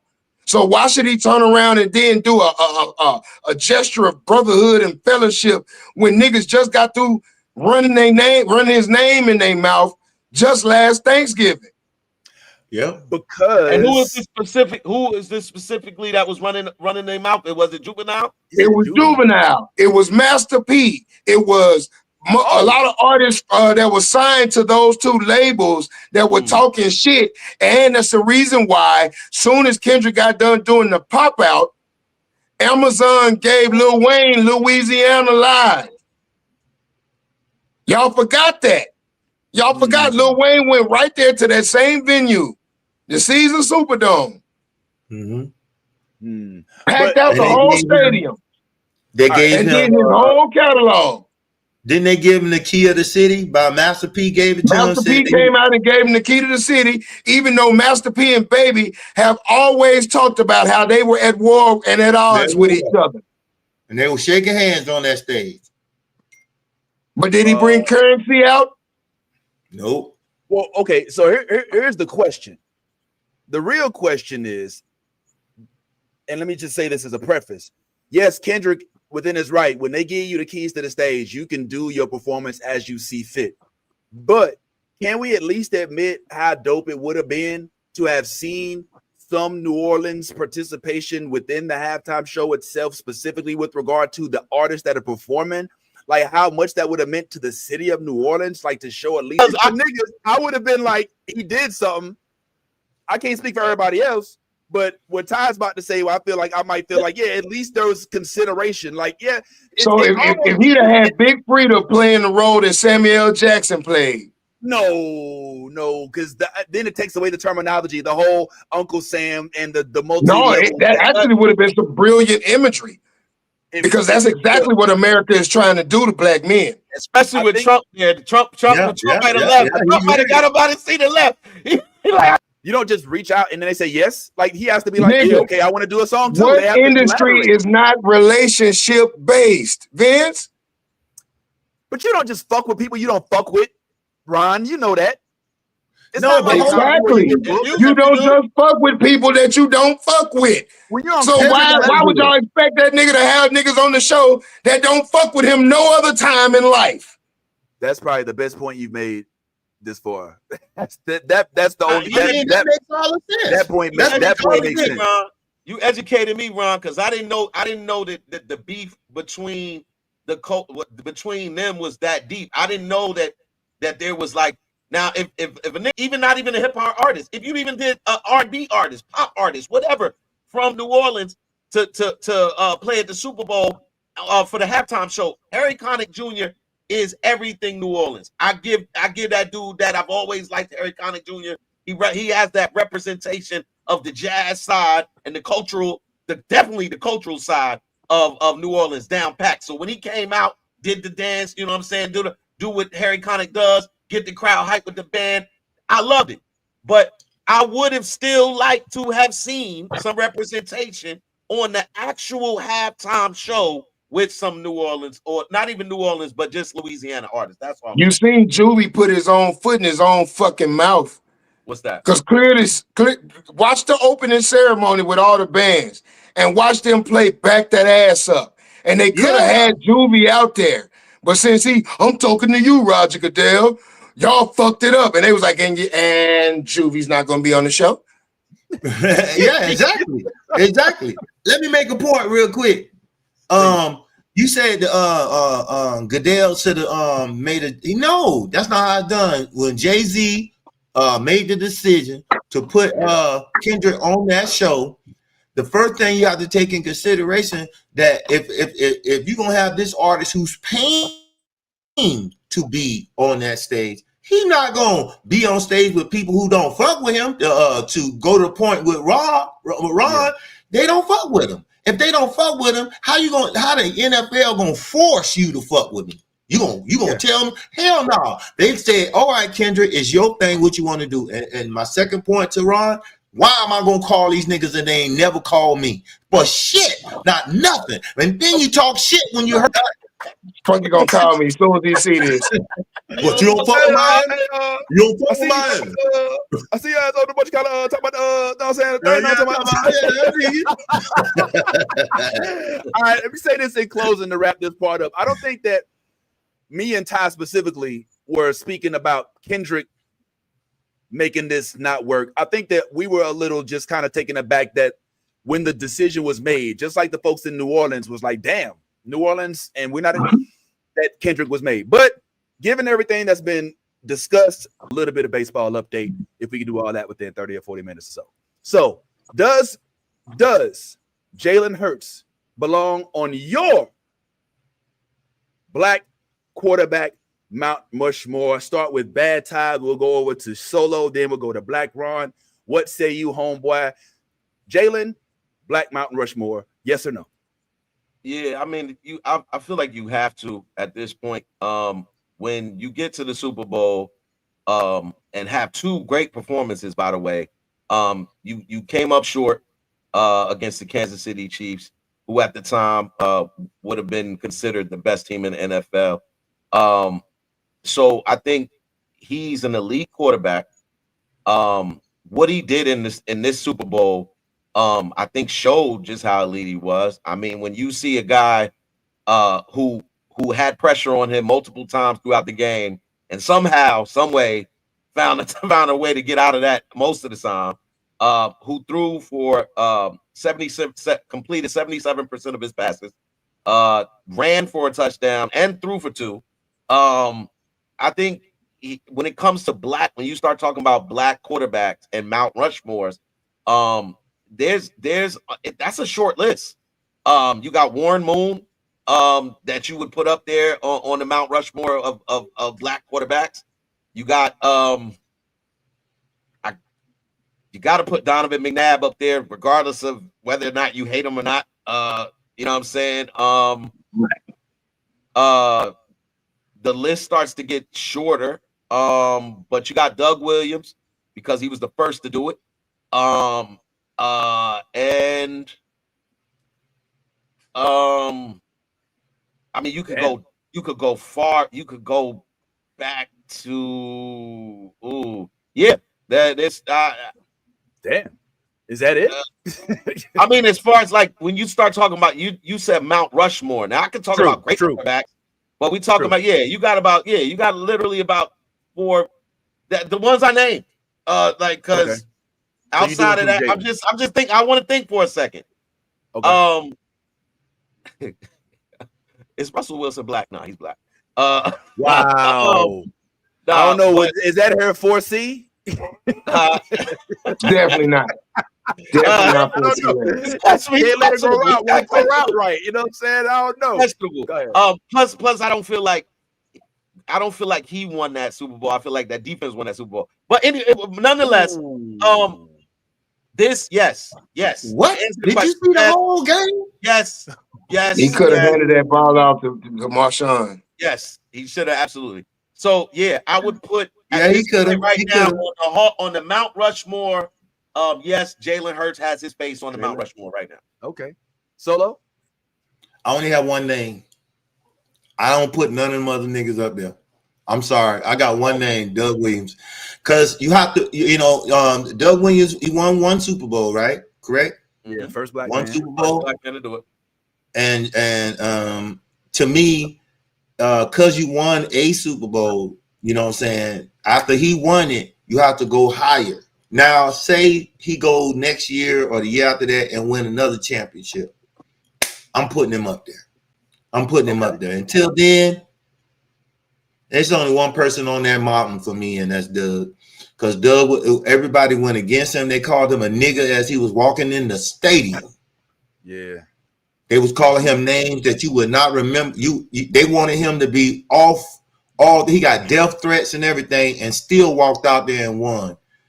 Jalen ain't went through that yet. Jalen walked out there to this. And like he said, they look so good, man. It's almost like they knew they was gonna win. So and so yeah, my Mount Rushmore is only Doug Williams. Damn, no Warren Moon. Fuck Warren Moon. All right. Shit, give me a Super Bowl. That was crazy. That man said, fuck Warren Moon. See, I've been talking about history all show long. Grambling State University alum who played under the illustrious Eddie Robinson, the winningest coach in college football history. Let it fucking be known. Black man from my alma mater, Doug Williams, absolutely belongs on Mount Rushmore. And came back and coached at Grambling after his NFL career. So shout out to Doug Williams. Number 2, y'all seem to not remember all of the other good black Philadelphia quarterbacks, like Randall Cunningham. That's what I was. Come on. Like Mike Vick. He was good too. That's why, yo, you taking my list. We're not gonna act like Michael Vick going to prison didn't railroad his entire fucking career, and then he somehow bounced back, got to Philadelphia, and had them a legitimate Super Bowl threat. His career there. So if I'm gonna put, and then y'all talking about no Warren Moon, what you mean? Not y'all. Don't say y'all. That's only one. Solo said, "Fuck Warren Moon." What you mean? The Houston Oilers, Warren Moon. Guy. Yeah, the Oilers before they was the Texans. I know you're not talking about Mr. Mustache Warren Moon. Of course, you can't be. Yeah, radar. You can't be talking about the same Warren Moon that moved every needle with every club he played for after he left Houston. Absolutely. But see. Go ahead. Didn't Warren Moon play for the Minnesota Vikings for a little while? Yes, he did. What I'm saying is, ain't Warren Moon the reason why Brett Favre went to Minnesota after he left Green Bay? Because didn't Warren Moon have a campaign with Dennis Green, who was one of the first black coaches? You cooking, huh? See, we talking about history right now, bro. What you mean, fuck Warren Moon, big lip ass nigga? You will not besmirch the name of Warren Moon, Solo Jones. I'm not gonna let you do it. I'm not gonna let you do it. You just make one more point since you ain't gonna let me do it. And because he dead, I gotta put him on this list. He doesn't have first class interest. It's like Shaquille O'Neal said, unless you have won a ring, you can't talk shit. What you mean? Charles Barkley talk shit every week. Ain't won a goddamn thing. Dan Marino ain't win no ring. Dan Marino ain't win no ring. He ain't going no goddamn well. He ain't going nowhere. He ain't got no qualifications to be talking to us. Warren Moon didn't. I don't believe Warren Moon won the championship. He did not. Not one. But I can't discount his efforts because Jim Brown didn't win no championship neither. He's not a quarterback. But I'm just saying. Dan Marino didn't win no championship. Dan Marino ain't won a whole ass thing. All right, well, to be clear, the only two, y'all correct me if I'm wrong, historians, because you know football is not my main, baseball is my main. But there's only been two black quarterbacks that have won Super Bowl championships at this point. Am I correct? Oh, wait, I'm sorry, 2.5, because we got Patrick Mahomes. So, well, in Google, they consider him black. You know what I'm saying? Just like they consider Obama black. And then you got Russell Wilson, who had a nice run, but I gotta put Steve McNair on there. Yeah, I like Steve McNair. I gotta get that. I like me some Steve McNair now. God bless. Who also did he not get a ring? I don't remember the Ravens with Steve McNair. No, the Titans lost to the Rams. They lost to the Rams. But they lost. They lost to the Rams. Super Bowl in the year 2000. They lost to the Rams. Yeah. All right. So Black Ron. I gotta put Steve McNair on there, bro, before I put Jalen up there. He ain't did enough for long enough. Nor did he didn't overcome any racial strife. Like I would put Colin Kaepernick on that motherfucker before I put Jalen Hurts up there.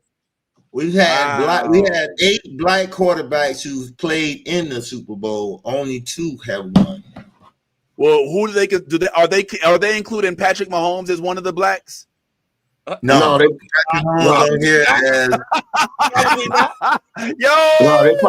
probably saying Doug. They probably saying Doug Williams and Jalen Hurts. Jalen Hurts. Yeah, that's what it said. That's the truth. Because we talking monoracial. So Black Ron, can you give us your 4 then, since you are not including Jalen and are including Steve McNair? I'm gonna say Colin Kaepernick because this man changed the world with his career. And even though he was still a viable quarterback, they just kicked him out of the league because of his viewpoints. He is the the Sharif Abdul Muhammad of the NFL. Wow. So he's on there. I will put Steve McNair on there. Okay. Because Steve the Ant McNair played at an HBCU, Alcorn State, and made it to the league at a time when they considered black quarterbacks to be intellectually inept. Competent. Yep. Mm-hmm. They created the Wonderlic test and everything like that because they would say that cats like Dante Culpepper and cats like Steve McNair were not playing traditional quarterback ball by always scrambling and rolling out of the pocket and running the ball. And now those are the key components of what makes a great quarterback. So I got to put Steve McNair on there. Doug Williams, of course, because he was the trailblazer. He was the first one to win. He was the first one to rise above all the racial strife. And then last but not least, Dak Prescott. that boy. You better not. You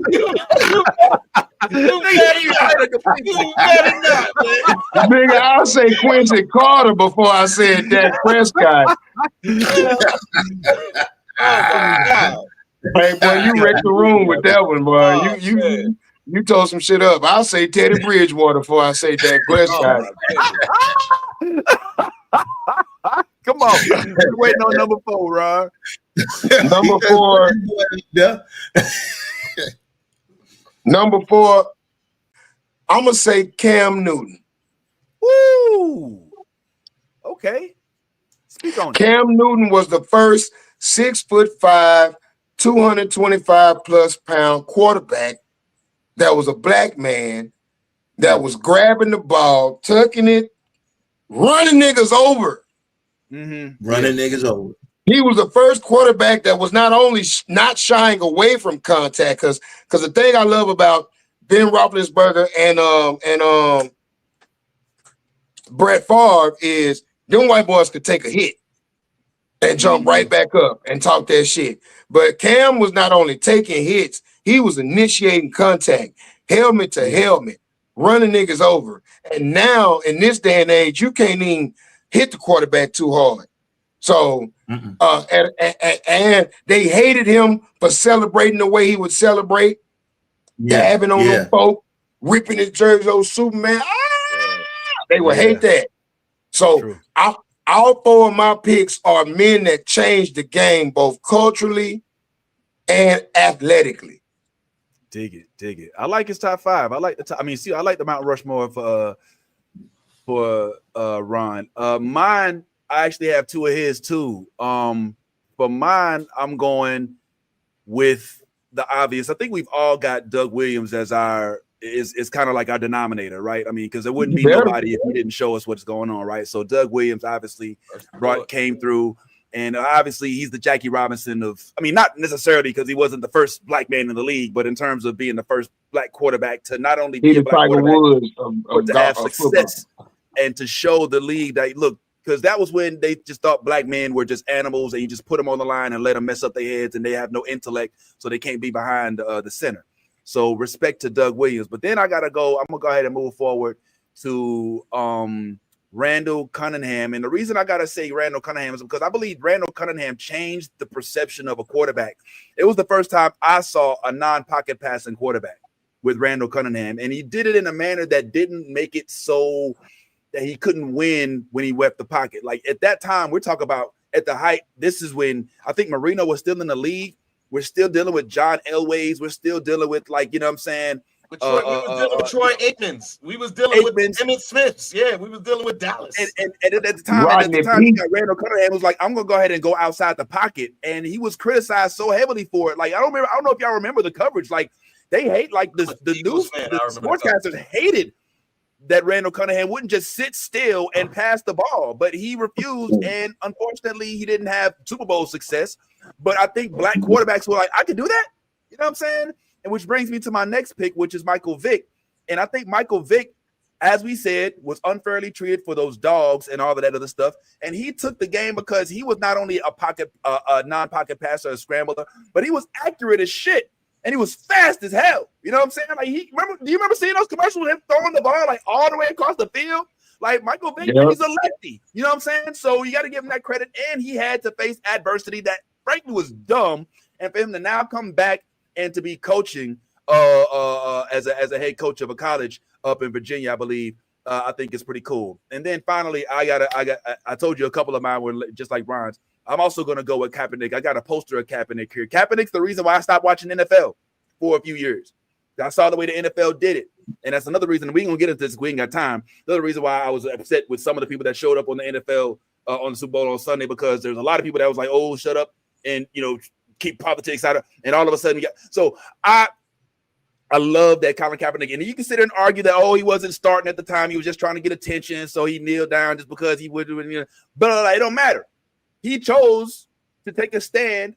And the reason folks didn't like him is because they didn't agree with his stance that he made on the issues he made, which is about police brutality.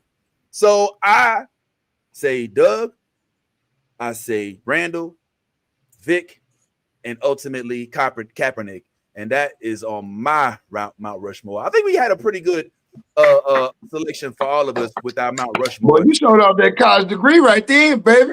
I mean, you know what I'm saying? We doing that shit.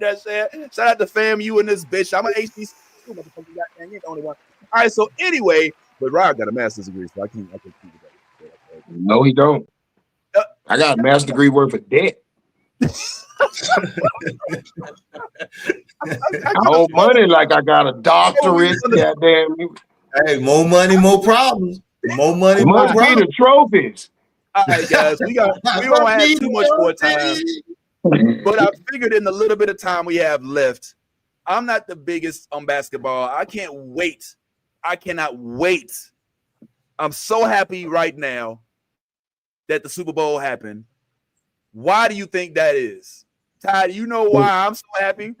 Because it's baseball. So you can get to your baseball. The baseball to come back. I'm so tired. Over 18 weeks. Who's going to make it NFC? Nigga, get a goddamn 162 games. Excuse me, Vincent. Vincent. Half the Puerto Ricans can't show up. Half the Dominicans can't show up to the game because Trump say he looking for you. Hey, well, when they say they got ice at the baseball stadium, they are not talking about the Colorado Rockies, and they ain't talking about nothing to keep beverages cold. The Rockies only got Tovar. They don't got a whole lineup of Puerto Ricans. It's Miami that needs to be upset. Needs to be concerned. And the most of all, the New York Mets. It is an entire lineup of Dominicans and Puerto Ricans, start from Lindor to Vientos. So, yeah, don't look down here. But that is my thing. I don't baseball, think you get it. Here to stay. I don't think you get it, bitch. Hey, man. This week, spring training, Jupiter, Tampa, and in Arizona starting off this week with pitchers and catchers reporting next week. I already got my tickets to go see the Cardinals versus the Yankees and the Mets. Half your team ain't going to show up. Half your team ain't. I'm calling ice. Bro, they got work visas, bro. If Trump show up with ice at the baseball game, I'm going to be hot. Niggas said they got work visas. Yeah, all right. Them niggas ain't gonna be pitching and catching. Them niggas gonna be picking fruit with a hat on, trying to lay low, nigga. Ain't nobody baseball has been very, very good to me, nigga. Nigga, shout out to the Texas Rangers. We going back to the World Series. Yeah, Texas Rangers. Yeah, we going.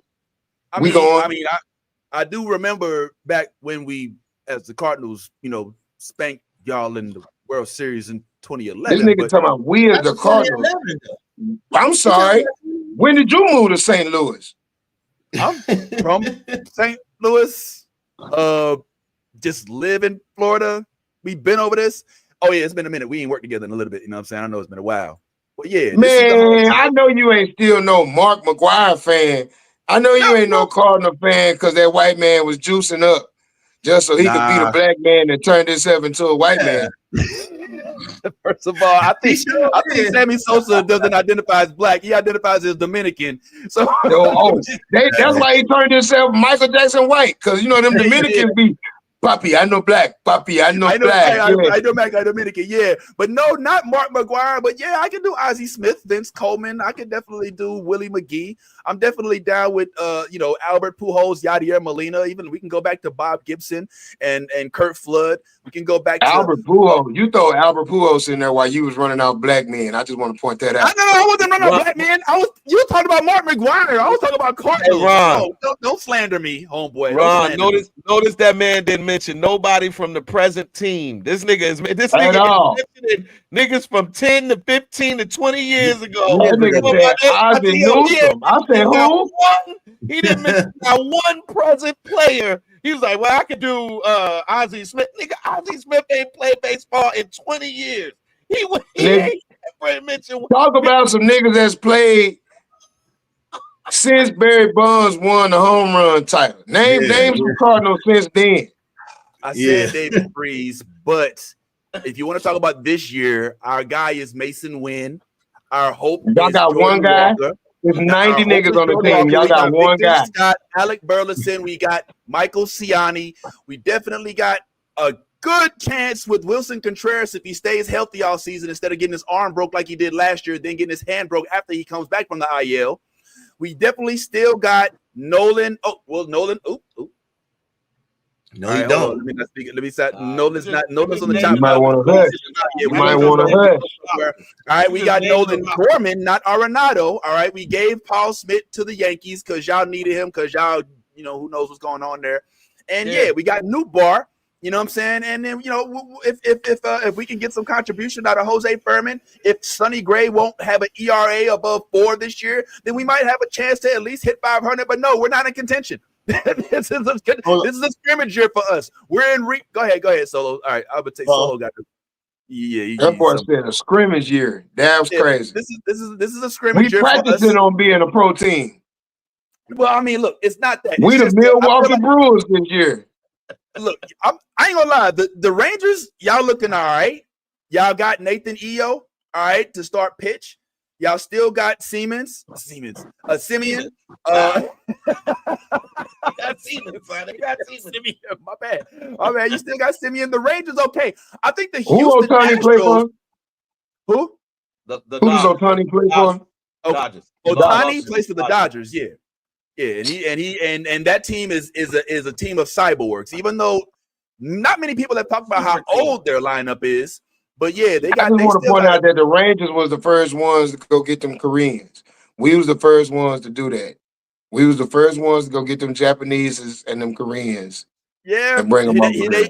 Matsui. Yeah, really. I don't know. I think the Yankees might have something to say. Ichiro was before Matsui, wasn't he? Ichiro went to Seattle, so I'm not sure.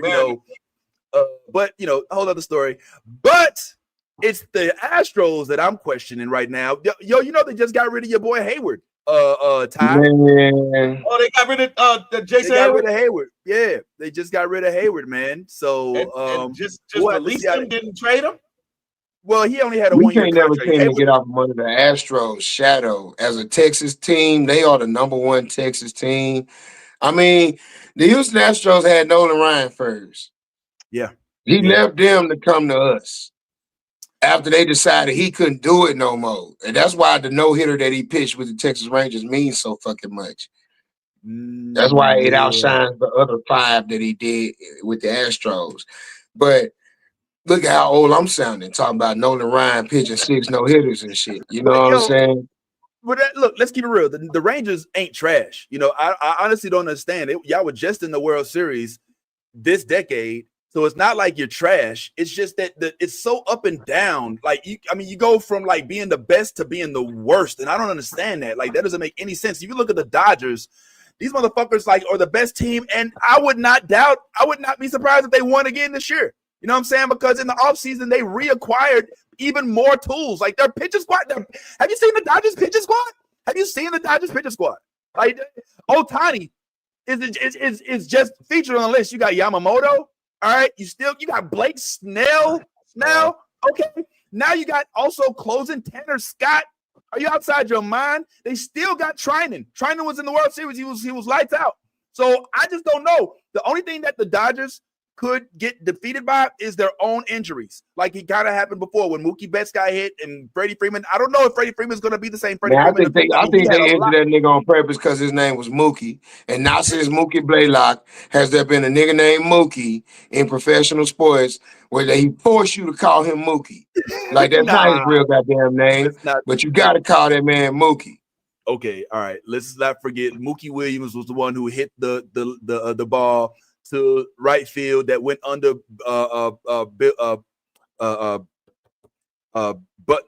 Bill Butler's legs when they finally when New York beat the Red Sox in the World Series in 2004. So let's not forget he's not the first Mookie out there. Okay, there's been hold up. Did you Mookie say Williams? Mookie Williams, not Bernie? No, Mookie. Bernie plays for the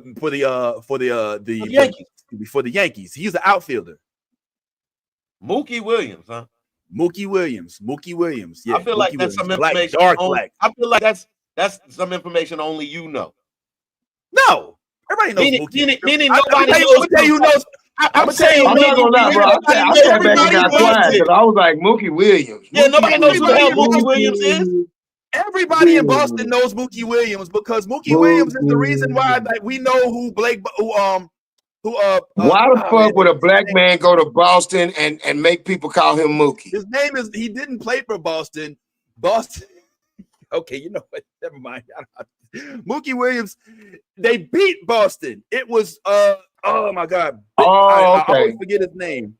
Bill Buckner, excuse me, who was at first base, who had a bum knee, and he hit the ball, and he was supposed to catch it, but he went to squat down, and it went under him, and as a result, Mookie and them ended up winning.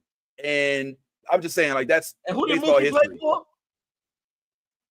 If I'm not mistaken, Mookie played for it wasn't the Yankees. Let me see. It was Mookie Williams played for.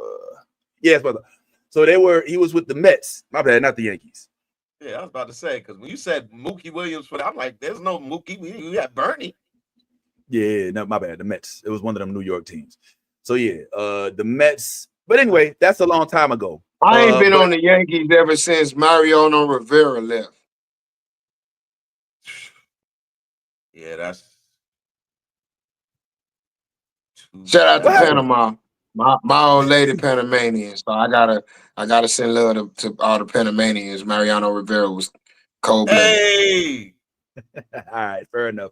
That's cool. But yeah, they gonna have a good year. But that is all to come.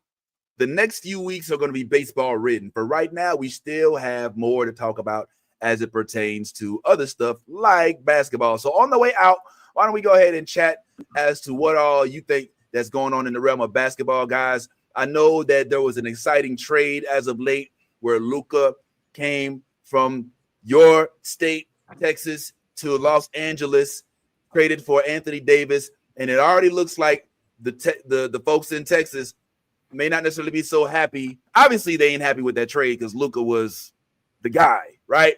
But damn, at least they were like, well, all right, at least we got Anthony Davis. But now Luka was supposed to be Baby Dirk. Oh, wow. He was supposed to be our Dirk Nowitzki Jr. He came in on Dirk's last year out. So we just assumed that Dirk was passing the big European torch to him and that we could just rest the team on his shoulders. But Dallas has traded away niggas that we done brought in that was supposed to be amazing over and over again. We traded away Jason Kidd, Jimmy Jackson, and Jamal Mashburn after acquiring them in 1994. Jason Kidd went on to take the motherfucking New Jersey Nets to heights that we wouldn't even believe. And Jamal Mashburn became known as Mr. Do That To You down in Miami. We traded away Michael Finley. We traded away Steve Nash. We traded away Devin Harris. We traded away Josh Howard and then brought the nigga back. You know what I'm saying? The Mavericks have we traded away Tyson Chandler after he won us a championship. You know, we've gotten rid of key parts and key pieces a lot of times, and those dudes have went on to have great success because that's just the business of the ball game. But we've also made some key acquisitions that surprise niggas. Okay. So sometimes you just gotta gamble. Kyrie couldn't get a job nowhere, and we brought him here. PJ Washington was riding the goddamn bench, and we brought him here and made him a somebody. Yeah, he's looking good this year. We got Blake. We got Blake Gafford and Derek Lively, two names that would have never been perennial names in the NBA. Now they jerseys are selling. You know what I'm saying? So like we brought in Porzingis. Yep. Because it was supposed to be Luka and Porzingis. Yep. And they hated us for getting rid of Porzingis at first. So all I'm saying is success makes everything better. And people have very short memories. If Luka go to LA and don't do shit, people will be like, and I'm glad we got rid of that bum before he turned out to be a goddamn bum. Also, this is money we talking about. Mark Cuban got rid of his controlling interest. If they would have kept Luka, they'd owed him another $400 million. And ain't nobody worth that much money when you're rebuilding. I'm so glad he got elbowed in the nose yesterday. It just made my heart feel better that bad things are happening to him over there. Because I just be like, yeah, that's what you get, you fat ass, lazy, no defense playing motherfucker. Shut your shit up. Shut your shit up. You gonna let him talk like that, T? Yo, I was watching the game. Listen, it's so crazy because I was watching the game last night and I was talking to my brother and I was like, yo, I kind of like Fat Luka. I like Fat Luka. I like Fat Luka the whole game. I was like, Jay, you see this shit? I was like, this dude really is fat, bro. I was like, yo, I like they let him go. You know out there looking like Nikola Jokic. Yo, he was on the court. They had him on the court. Standing next to somebody. They had him on the court for like 10 minutes, and this man was wheezing and looking like he was so out of shape. He looked so out of shape that I was like, oh man, this might not be a good, but hey, it is. The Luka experiment is underway. Hey, y'all see how that boy got his jersey bloused out, looking like an assistant manager. That boy got his jersey tucked in but fluffed out. That is fat dude move 101. Like every fat dude that want to cover up that little fupa, blouse his jersey out a little, blouse his shirt out a little bit. Yo, Ty, that's your boy. Listen, you know how you know when you out of shape and you fat? When you put your wife beater on and it's big on the side hanging out your jersey, that's how you know you fat. You wore the armpit out. He had the wife at the A shirt. He had the A shirt, and the A shirt was hanging out the shirt. Man, I ain't gonna let y'all talk about my dog like that. I ain't gonna let y'all talk about my dog. Like oh, that's your dog. What's his middle name? Let me tell you why he's my dog. Let me tell you, Ron. Let me tell you. Anytime anybody come to my team, I want it. Now, look, y'all can say he fat. Y'all know how many points he scored last night? 14, 5, and 4. 14, for 5, a fat 5. nigga. 14, 5, 5. For a fat nigga who only played 20-something minutes. Now, somebody run up his numbers from last year. Oh, he was on his way out. 28.5. With Dallas understanding, wasn't he like 28, 5, and 10? 28, 8, and 8. Yeah. 28, 8, and 8. 28, 8, and 8. And this nigga talking about, look at that 14 and 5 and 4. Yeah. You know what? Solo sound like a nigga that got with a bad bitch who done got fat. Like, look how fine she was in high school. Look how bad my bitch used to be. Like, right. But think about it. You got Mr. Dad. Proud of yesterday. What y'all gonna do with what y'all gonna do with y'all new center? He can't stay on looking. Hey, we gonna get him some My Dog. All right. We're gonna give him some hot water baths and some ice cream and some chocolate. Oh my God. And in 2 weeks, he ought to be off his period. and we able to do this. Oh man! They say he gonna be gone for 4 weeks. Five at least. 4 or 5 weeks, almost Man, 6 weeks. which means that both Dallas and LA lied to each other. Because make no mistake about it, don't nobody get rid of the number one player on their team if there isn't a bigger problem afoot. Yeah, and it was either locker room morale, a hidden addiction, or legal problem, or he's on the athletic down spiral. He done hurt or told something and won't nobody say nothing. And the same thing is true with AD. He is more seriously injured than what he let on. Because he could have just chilled. He could have just chilled to after the All-Star break and rested up. But he rushed coming back, and now he's going to be off for a month. Could he have chilled? I mean, he's on a new team where he just got. Go ahead, Ty. Well, to Ron's point, so AD was out for the Lakers when they made the trade. So he was abdomen injury. He was already dealing with the injury. So when Yeah, he came back, Ron is absolutely right. He rushed himself to make himself available because he was out. He was already out with the same abdominal strain problem that he supposedly had in the game that caused him That's a to be out groin. for 5 weeks. So he was still dealing with the abdominal strain. He went and played. He put up 26, 15, and like 3 blocks, I think, which is what he does. This is what, listen, as a Laker fan, I will tell you, I have been calling for us to trade AD for the last 2 years. I have been saying it. Why? Because this is what AD does. AD gives you a glimpse of what he can do to entice you to keep him long. He's been doing it since New Orleans. Even though you know he's going to be injury prone. He's fragile. His body is not built for the NBA. That's why he hates playing center, because he doesn't like any physicality.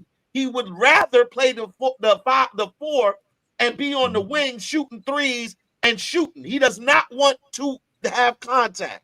And that is crazy coming from a 6'11", 200 and plus pound player that you don't want to have no contact. I don't want nobody touching me. Come on, man. Stop it. Listen, I don't have no sympathy for Dallas fans. I don't have no sympathy. Y'all about to see exactly what we went through as Laker fans. And probably y'all saying the same thing to us. Y'all like, look, we knew this nigga wasn't gonna stop eating. Y'all about to have to find out the hard way. Y'all finna get a Zion. Y'all got a Zion on y'all hands. Y'all got a egomaniacal megalomaniac on y'all team who is now finna go to Hollywood where he can get all the hoes and whatever he wants and the best drugs. You know what I'm saying? And not to mention, we act like weight gain is something that can be easily gotten over. And Luka, although he's only 25, has been a professional athlete for like what, 11, 12 years? Since he was since he was like 7 or 13, 8 14, right? So this boy is on his downcline. And if you don't treat your body like LeBron James in the offseason, you will turn into Antoine Walker. So what you saying? Yeah, what you saying? LeBron can't help him? Bro, you can't want it for a nigga. Yeah. Could Kobe help Lamar Odom? Oh, damn. Man, you know what? I'm leaving on that one. See that you went too far, Ron. You be going too far. No, I just be making great ass fucking points. Lamar Odom was a perennial 3-4. You can't bring a crackhead in the situation. You cannot bring a crackhead. An addict is an addict. An addict is an addict, and clearly Luka has a problem with food. And all these niggas be talking about load management and shit. Well, where's the load management when your dumb ass is really fucking hurt? You fucking with your own money at this point by forcing your. All AD had to do was suit up and sit on the bench. We would have been looking like, he ready, boy. Soon as he learned the system, they gonna put him in there. Because nobody expects an athlete to pick up a new system within 2 weeks and be game ready. If you smart, you don't expect that out of him. Luka, when he went over to LA, was dealing with a calf sprain. Yes, he still is. So while my nigga, this is like, to Ty's point, Anthony Davis is that wife that knows you cheating, but is in no position to divorce you. Wow. So every now and then, she does some good wife shit. She'll cook a meal, rub your back, give you some head. And then as soon as you be like, I do love my wife, she go back to neglecting you, doing just enough not to get left. Yep. And when she start noticing you spending a little bit more, too much time at your side bitch house, she be like, I'm gonna make pork chops tonight. Ain't that your favorite? She be like, now you gotta call your side bitch. Hey, cancel dinner. My wife's making pork chops. So and that's what he did. That's what he did in New Orleans. That's what he did in LA. Yep. I think to his point, he has a great ability to make friends. And when you make friends, your friends want to see you do well, even if it means vouching for you. It's the reason why Kyrie keeps getting a job, because he's a likable guy. And anybody that got any leverage on their team, they can be like, Coach, don't we need a point guard that can come off the bench at least? Get us 10 and 5? Shit, my boy ready to go. Kyrie won't get out of work until he can no longer do the job. That's it. Despite what people may feel about him. LeBron can literally play until he can't suit up no more. Just like Shaq did. But Luka is turning into Shaq with no rings.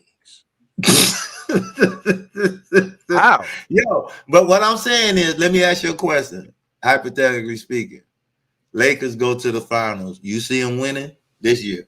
If they go. Depending on who they play, right? I don't care who they play. I'm asking. If the Lakers go to the finals, that means that the Lakers have beat the Golden State Warriors, the Denver Nuggets, they're gonna beat the Oklahoma City Thunder, the Minnesota Timberwolves, I will say that. the Houston Rockets. I'm not gonna say they're gonna beat. You notice I didn't say the Mavericks yet? Yeah, because the Magic's gonna be there. They're gonna be there. What they gonna be there. I believe them. I think the Mavericks are gonna be there because they have Kyrie and they got a nice team without AD at all. Well, they good. The thing about that though, Solo, is that nice team you're referring to is injuries. Like Daniel Gafford is out now. He's out. Derek Lively is out. PJ Washington is out. AD is out. So right now they're working with Max Christie and Kyrie Irving. That's it. Okay, what their record is? What their record is? What's their record? They're right now. Our record is 500 right now. Yeah, I think they're on the outside looking in. I think they're okay. Right now, not because I know San Antonio's above them. Sacramento, I believe, is above them. And then you got all we in 10th or 11th place. Yeah, it's not looking good for them. Especially with all the injuries I just told you. It's not whatever run they were going to make would have been contingent on Anthony Davis's health. And I could have told him before that, if you betting on him staying healthy, then you taking a real bad bet, because this dude ain't did it for nobody else, not New Orleans, not us, not whoever. Now, the relationship between Kyrie and AD. When was this? Huh? That was the game he got hurt. That's the game he got hurt. Oh shit! Oh, yeah, that's the game. I'm looking at Washington and Gafford in the game. Yeah. They got hurt after that. Gafford just got hurt last night. He just got hurt the other day. So everybody got hurt in the same goddamn game. Yeah. Well, no. This is not. This game was the game that AD got hurt. Gafford, AD didn't play last night. Gafford played last night and got hurt. He got hurt. He got hurt. Derek Lively was already out, PJ Washington was already out. I don't know if PJ Washington's being out is, they said it's an ankle, but the nigga just had a baby.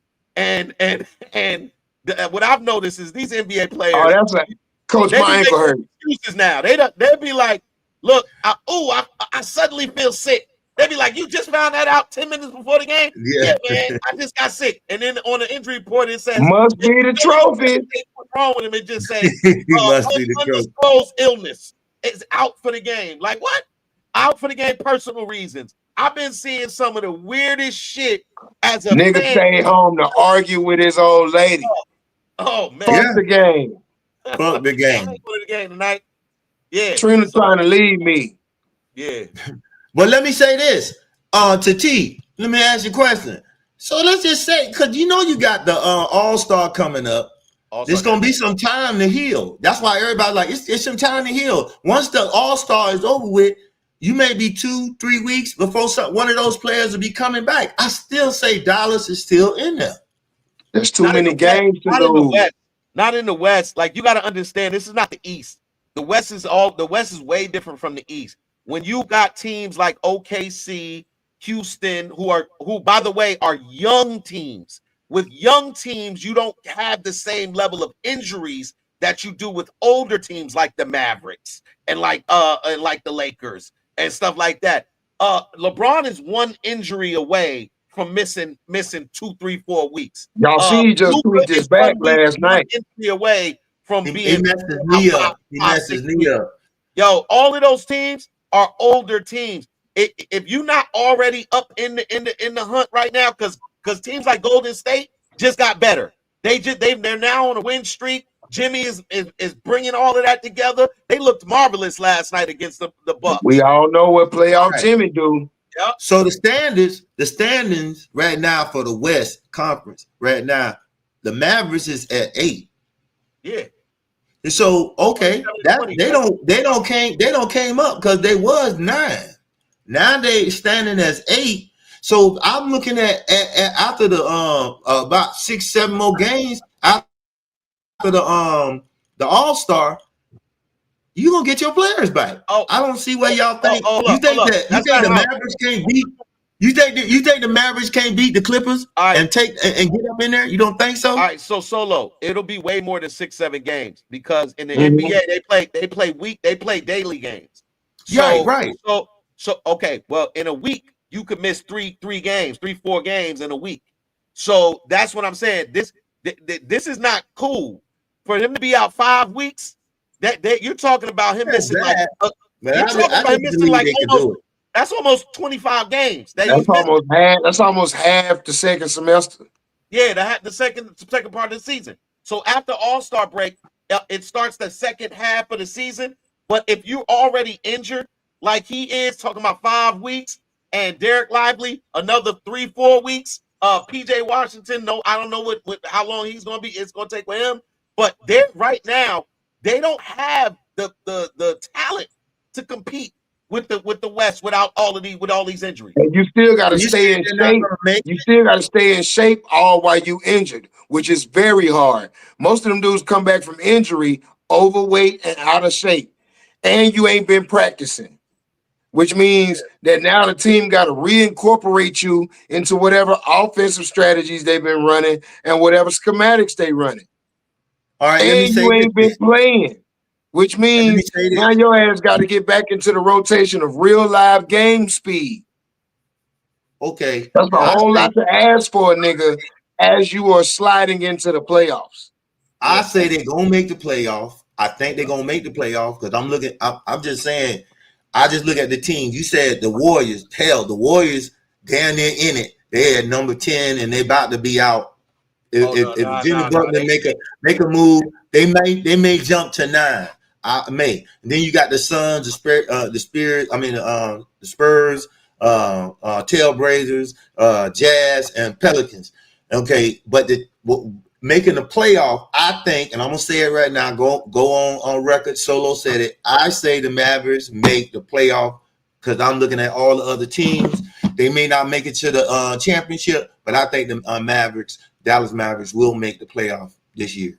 Golden I State. bet Solo a dollar. Take that last spot. I'm talking about my own fucking team. That's crazy. I'm betting against my own team. We'll be lucky to make the play in. Yeah, Golden State is going to take. So if they make the playoff, I want to hear from you, Ron, because I think your team is going to make the playoff. I don't think with the team they got constructed before AD came along, they was winning. So if but they was winning, but now we have no Luka and no AD. But Luka wasn't playing. Luka wasn't playing. And no Daniel Gafford, and no Derek Lively, and no PJ Washington. Let me look at their injury report. Yeah, I think he's gonna get them back. Daniel Gafford, they talk about he's gonna be out long term too. So that's what I'm saying. Like y'all don't have the talent to compete, and Golden State is they're more on the upward tick. Like right now with the addition of Jimmy Butler, it's gelling over there. Steph had 38. Steph had 38 points last night, shooting threes all over the place, and they played Milwaukee, who was coming off of a win against Philadelphia, and Dame has been playing out of his mind. Dame has been doing what Dame does, but I understand where you're coming from, but it's just not. It's not feasible. It's at this point, it's just not feasible. Okay, here's your injury report. These are all the people that play, and it also say when they expected to come back, bro. So. You looking at Daniel Garber, he got hurt, and they say they looking at him he has a knee sprain. So you got the All-Star weekend. You got all that's gonna happen. It says here Dwight Powell. That's your boy right there. So these are small injuries. They don't even expect. They expect for him to come back. Who?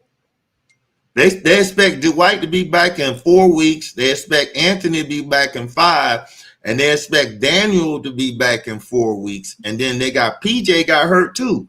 Yeah, PJ got hurt. That's what I'm trying to tell you. In basketball, 5 weeks translates to like 25 games, brother. That's what I'm saying. Like that's more than half of that's more than half of what the rest of the season is left. So you got half the season left. Now half of that you're playing without those players.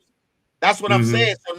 So now whatever your record was prior to their injuries, you now have to play games without those players, which logically, if you're looking at their lineup, you got Klay Thomas, Kyrie Irving, and then a slew of role players. You don't have any superstar or any scoring options. Max Christie might give you a little bit, but as far as like when you compare them to the lineups of the teams that are already in the top slots, it just doesn't seem like they're gonna be able to make that, weather that. They're not gonna be able to weather that, bro. That's a lot. They did good though. They playing good without them. So can somebody tell me, since I'm not, as the non-NBA guy in the group, can somebody tell me, because I keep hearing about all these teams that won't make it, that may make it. Who's good right now? I've been hearing that OKC. Lakers. I don't care what nobody say. Lakers gonna win 12 out of 14. Yeah, they've had a good run for the last couple of weeks, from what I understand, based on what I'm listening to. But like, who is it that's actually expected to make it to the championship this year? Who's going to the finals? The Lakers. The Lakers are still a 7-1 favorite to go. I think OKC is like a 5-1 favorite. And then I think Denver's like a 4-1 or 5-1 favorite. So those would be the top picks out of the Western Conference to go to the finals right now. Dallas would have been up there with the addition of AD, but with him being hurt and all of the injuries that they have, that kind of takes them out of the discussion.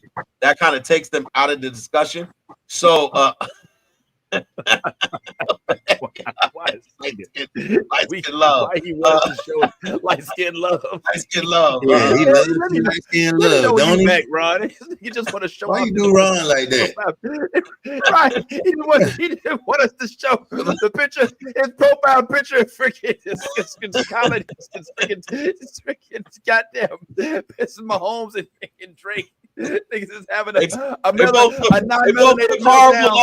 both took horrible losses in the 2020. Bro, they control each other, bro. It's not looking good for the lights. It was a light skin beatdown on Sunday. I ain't gonna lie. Man. All the light skinned niggas got beat down. Yeah, man. Man. Shout out to this.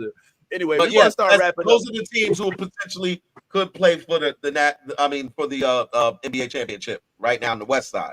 On the West. Now on the East, right now you're looking at Cleveland, Boston, of course. Philly's actually up there in the discussion, believe it or not. But yeah, that's basically what you got for who the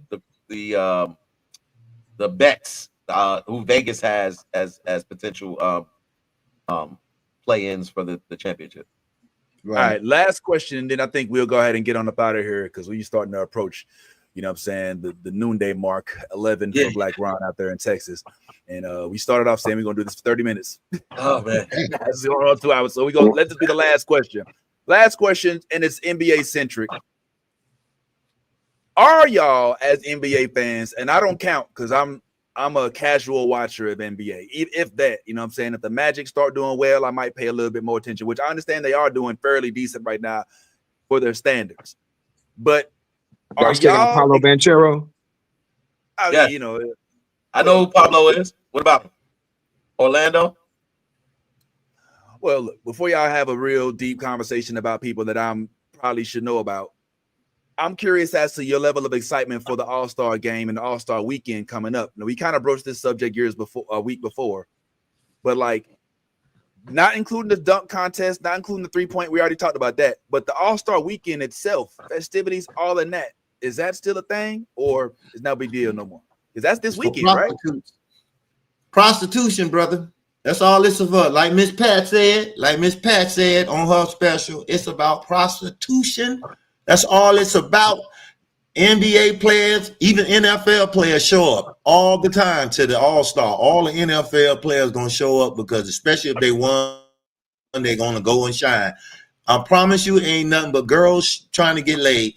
If it was back in the days when they took it serious and they really wanted to do something, it'd be great. But not, it's just a show off, show what you got.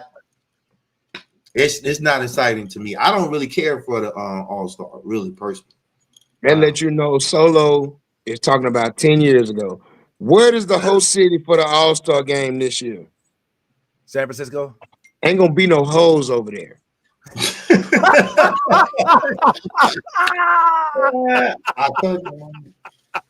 You know what the cost of living is in San Francisco? The hotels are gonna be astronomical. And that's also Rainbow Land. Ain't gonna be no hoes. And then on top of that, people don't really know the NBA players like yesteryear. Like, do you see Vince don't know the star of his hometown team? I'm not a basketball guy though. That's not my thing. I mean, I'm not a hockey guy, but at least I know the top 3 niggas on the Dallas Stars. All right. You know what I'm saying? So, but we don't know a lot of these youngsters. We just don't know them. These can't be saying names. I'll be like, who? Like if I said Cesprin Algoon, I mean Alprin Segun. Yeah. Don't nobody know who the hell that is. Not even me. Houston Rockets. But he's the point guard for the Houston Rockets. Nobody knows what he looks like. If you saw him, you would not be able to say that's Alprin Segun. You'd be like, who is that weird looking Mexican man? And he's not even Mexican. But but that's exactly my point.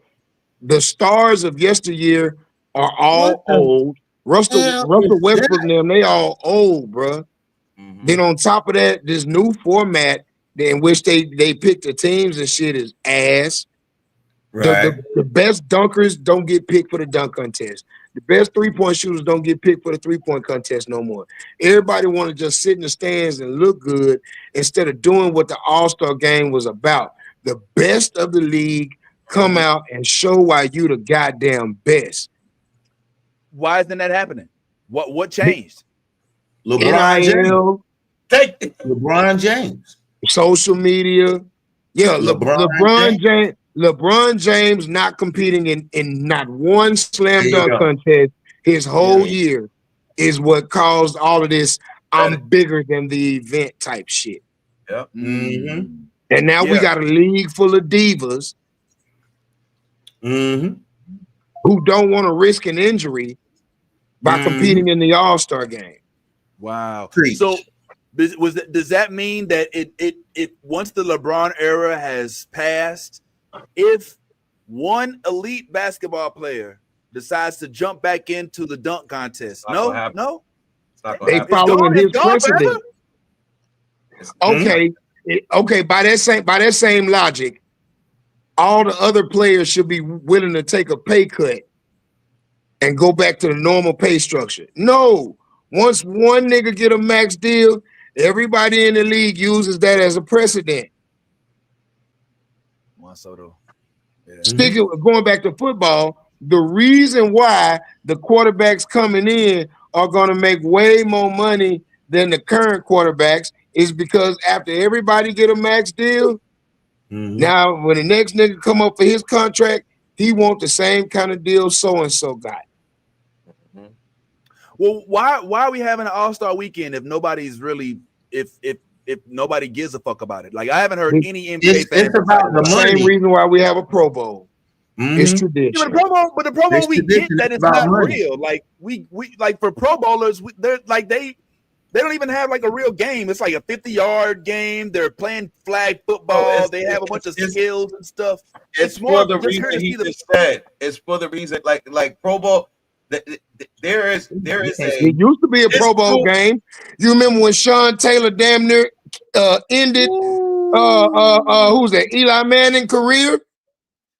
Yeah, it used to be a Pro Bowl game. They got rid of the Pro Bowl game and kept all of the skills challenges. Which is fun. It's fun to watch. I thought it was fun to watch. I like the Eli Manning, Peyton Manning little thing. It was fun. They're trying, is what I'm saying. They're trying. It's NFL is trying.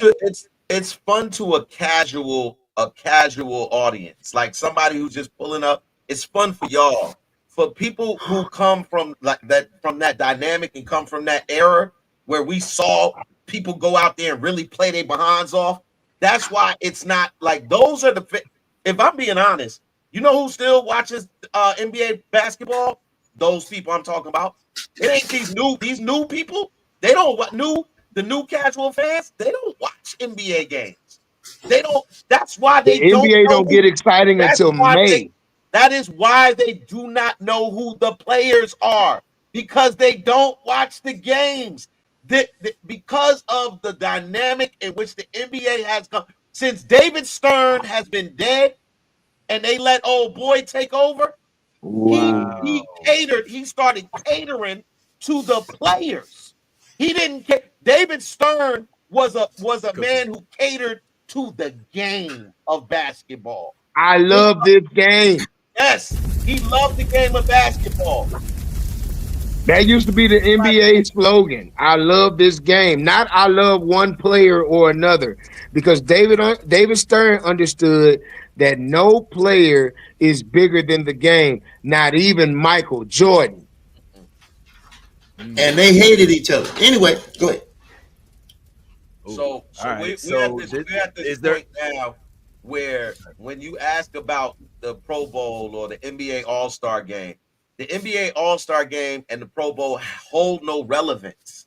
They like to people who actually watch. We know that they're not going out there and putting forth their best effort. We know that it's a bona fide. We gonna just do all of the dunks we want to do and just go out here. Nobody's playing deep. Have you not watched any of the NBA All-Star games? They don't even play defense. They don't play defense no more. It's all highlight tapes. last year's game, they scored. I want to say they scored over 200 points. If I'm wrong, if I'm right, and that's crazy. Do you know how to score 200 points? That means you're literally just running up and down the court. Nobody's doing nothing. So nobody. It's LeBron. Last year, it was Oh, sorry. I was just giving you an update. You asked the question. Yeah. Last year, the West scored 186 points, and the East scored 211 points, according to. That's ridiculous. That's fucking ridiculous, bro. It would literally take 6 quarters to score that many goddamn points in a real NBA game. And then on top of that, the Pro Bowl is held at the end of the football season. The All-Star game is held in the middle of the basketball season. Yeah, that so is the weird. cats that show up to the Pro Bowl, they know they're not playing in the Super Bowl. Yeah. So they're doing it for the fans. They go down to Hawaii. Say what? I say the Pro Bowl, I was agreeing with you because the Pro Bowl, those players don't have to go to the Super Bowl. They ain't got nothing to worry about. They just really come and enjoy themselves and play the game. They want to play the game. That's the reason once they get to take your wife and your kids down to Hawaii. You get to chill, talk business, make some side deals and some money that ain't got nothing to do with the sport itself. That's why it seems so much funner and so much more relaxed, because it is. I don't attribute that to being after the season. The baseball All-Star break is right at the halfway point between the 162 games, so I think you can still generate. And when the last time the home run derby been exciting? It's been a couple years. Juan Soto won in 2021, and Pete Alonso won in 2020. Last year, Teoscar won. I thought that was fairly exciting, but the reason it's not as exciting, just to take your point, is because you want to see Freddie Freeman, you want to see Shohei Ohtani, you want to see Aaron Judge in the All-Star game. I want to see all these niggas that's been throwing them hoes away all season. Yeah, you're right. Point taken. When Ken Griffey Jr. was in the home run contest, it made you want to watch. When Cecil Fielder was in the home run contest, it made you tune in. You're right. LeBron James in 2009, LeBron James was standing courtside watching the dunk contest. And I believe that was the year Richardson won. I might be wrong. But he was sitting there watching the dunk contest. And LeBron, who was 6 years into the league at that time, the ultimate star that he was at that time, they said, LeBron, you watching these dunks, how you feel? He's like, man, it's exciting, man. That's all right. Next year, Dallas. Y'all, I'm going to be there. This is exciting. I can't keep watching this. And the next year, his ass was not there. Wow. Blake Griffin won, jumping over the hood of a car. Oh, that was good though. That was a good contest. I remember that one. I remember the Blake. No, I'm lying. Blake Griffin was 2011. 2010, that was when the All-Star game was in Dallas.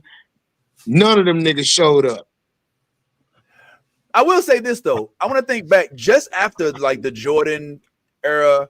There was a period of time in the late 90s, early 2000s when we weren't getting a lot. I mean, short of Vince Carter, I remember D Brown winning like First of all, you got your years. You got your years all fucked up. D Brown was in 95. Yeah. I said late 90s. I said 90s, early 2000s. How no, bro, you are skipping over. You are skipping over. Number one, Jordan and Dominique battling year after year after year. Well, at the dunk contest. I was saying after that. After that was D Brown. After that was J.R. Ryder. Yeah. And I remember like after that was Kobe Bryant. Okay. But there was a couple years was the point where it was no stars. But I'm glad that at least Vince Carter came back. I think that he shook the industry up with the hand with I think it was which dunk was it? Was it the one under the leg or was it by it was the 360 windmill. 360 windmill.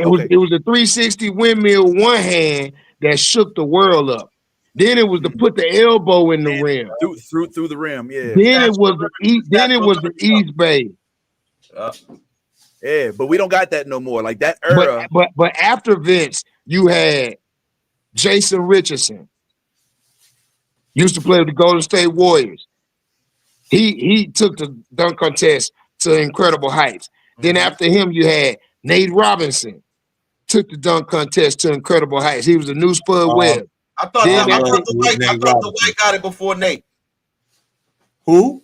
The White. Dwight Howard. Dwight Howard? Yeah. My bad. Dwight Howard dunking from the free throw line with the Superman cape on. Yeah. Then you had Nate Robinson who jumped over a grown man. Jumped over Shaq. Oh, Shaq, yeah. Jumped over Shaq to dunk. Then you had, then they started bringing in the Blake Griffin. So in between Nate and Blake Griffin, it fell off. But after Blake Griffin, you had Aaron Gordon. After Aaron Gordon, you had Zach LaVine. Zach LaVine for Orlando. So that was the last fun one. If I'm being honest, I think when Zach, because Zach is a high flyer. Zach is not nothing to play with. That man caught a spinning. He had the Orlando Magic mascot spinning on skates. That boy perfectly spinned into the pass. He caught it, sat down in the air, went under his booty cheeks, put it in.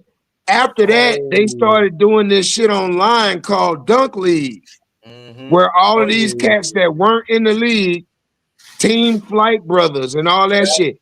That's the reason why the All-Star game ain't shit no more. Because everybody doing shit on social media. Yeah. Once you had Kobe Bryant jumping over Aston Martin, niggas was like, oh, this shit ain't real to these niggas no more. Once a $50,000 check from Sprite didn't mean shit.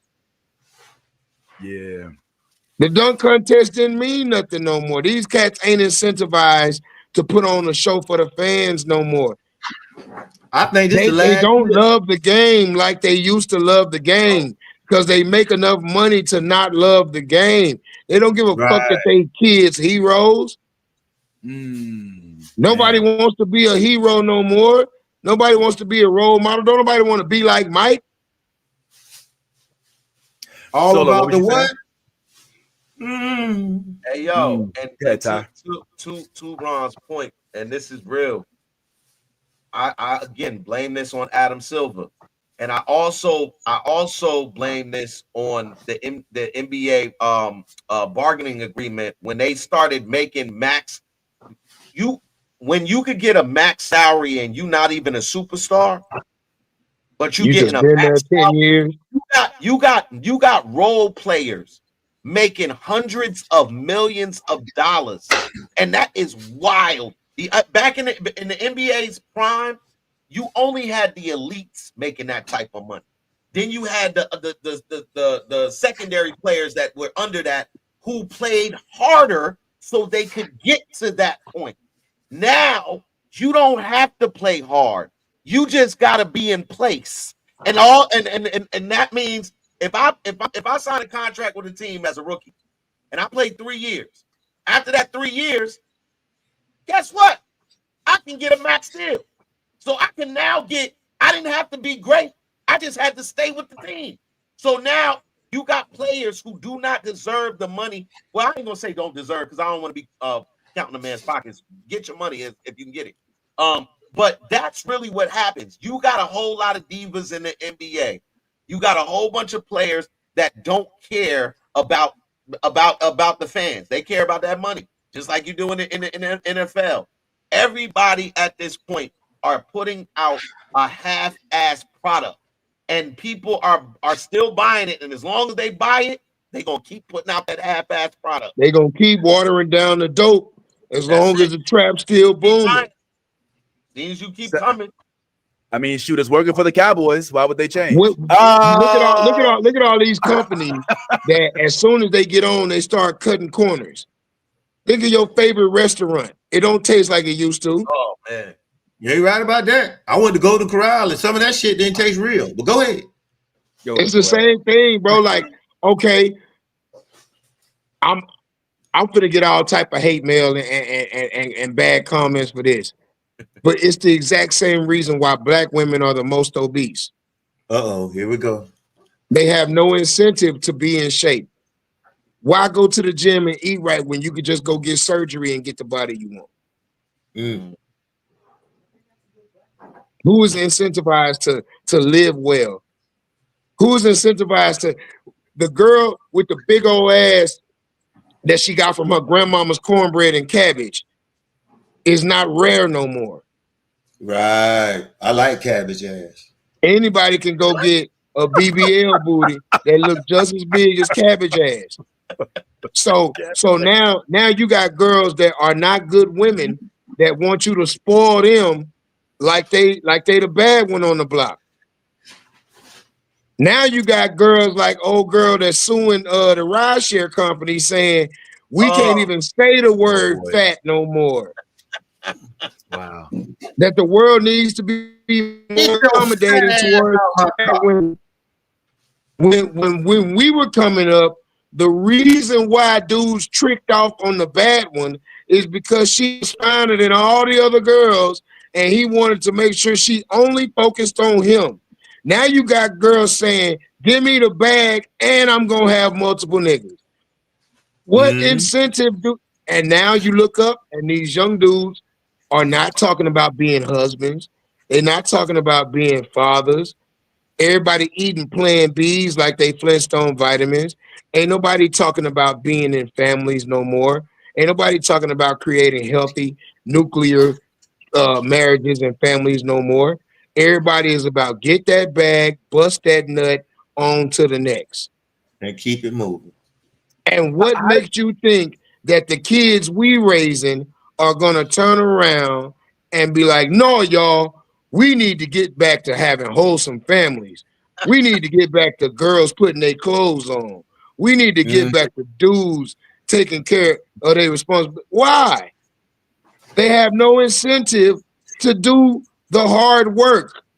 Hard work don't pay off like shortcuts.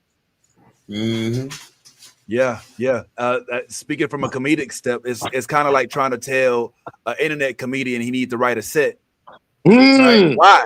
For what? There's people showing up paying to see my show.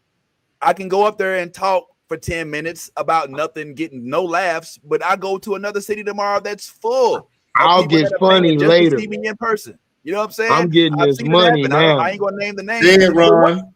One name I will say I saw this happen too, but was like, I'm not gonna be that dude. And I gotta give him his credit, even though I'm sure we all have our opinions, is Country Wayne. Nah. Cam's on a different level. Country Wayne, when he first broke out as an internet comic, and when we started doing shows with him, he had zero jokes. You know what I'm saying? But he knew that. I remember speaking in the back rooms with him, and he was like, look, bro, I don't really do this. I'm trying to get in on stand-up. I respect what y'all do. He didn't even talk about stand-up comics as himself. He referred to us, the other comics in the room that was actually doing the show. Like, yo, I want to learn what y'all do. And then 10 years later, he got his Netflix special. You could judge it, whatever. But at bare minimum, I give him at least a little credit for being like, look, I know I need to get better at stand-up. And so I don't feel like the NBA. It's only two cats that really, really came into the game raw butt naked, even though they were famous, and have put their nose to the grindstone to earn the position that they're in, based off what I've seen. And I've seen some of everybody. And that's DC on Flyyyy. Yeah, I was just going to say, DC is about the one that I was about to say, because I was there from the beginning. That nigga was as plain as bread out there. Plain as bread. We did shows, and Ron will tell you, there's a few of them, but that's one he can tell you that really went on stage and nobody knew what the fuck he was gonna say because he didn't even know. And now you look at Flyyyy, he has cultivated his set. He got 3 different lanes, variations he can go. I've watched him take a joke and over the weekend punch that shit up and beat that joke up like quintessential real stand-up comedians do. Same thing with Mojo Brooks. When he first started, he was Mr. James, which was a character based off of a Snapchat filter, if I'm not mistaken. And now he has built himself up to a real comedian. Now, I know that that's a slight to everybody else. Nah. Go ahead. But tell it. But get your jokes up. Get your jokes up. Nobody is saying that you are unsuccessful. As a matter of fact, we tip our hats to your success because that's what caused a lot of resentment and infighting within the comedy game was y'all's immediate meteoric success. Yeah. I want to say nobody saying that you're not successful. Congratulations on being successful. But are you good at what you do?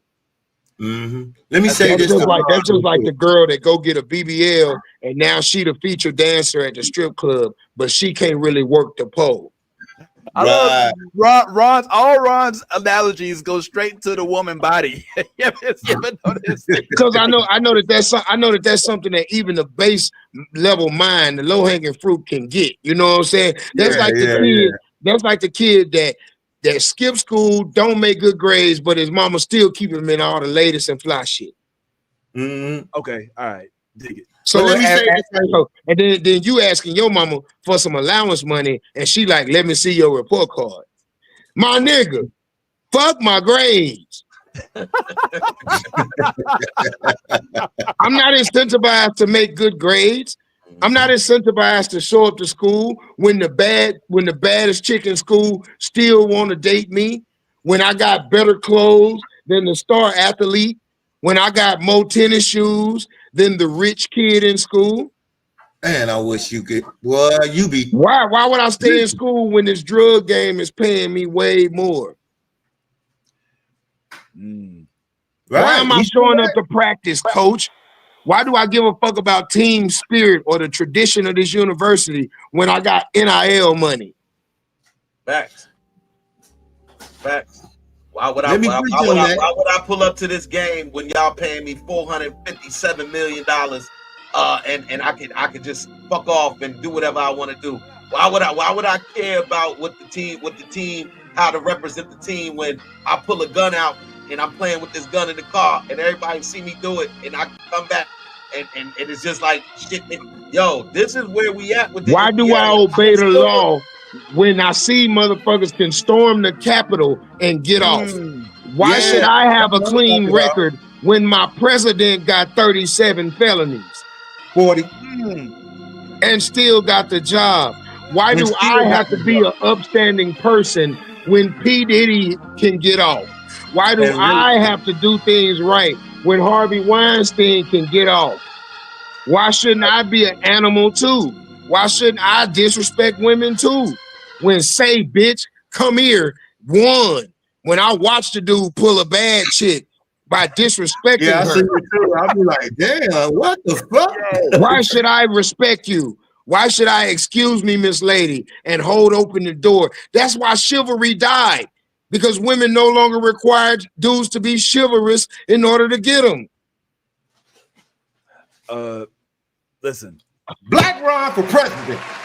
I'm about to say, look, man, let me say something. I never got to say it. I would say, Ron, I'm so glad you joined us. I hope you will continue to join us. I know y'all not. I know they're not gonna have me back. That's why I had to go ahead and be controversial. You're officially on staff. Nigga, I just gotta wake your ass. I just gotta wake him up every week. Hey man, my phone rung this morning. I said that can't be nobody but Vince. Cause he asked me, like, you want me to wake you up? And I was like, hell yeah. And at the time when I said it, I meant it. But when the first person to call you is another grown man, you don't mean that shit when you answer the phone. I know I answered the phone very unpleasant this morning because it was 7 a.m. and my phone was ringing loud. And I said, that nigga really called me. And I answered the phone. I answered the phone, sleep. I said, boy, it can't be nobody but Vince. And the amount of happiness that he had on the phone is what pissed me off. He was like, hey man, what's going on, baby? and then look, and we was an hour away from going live.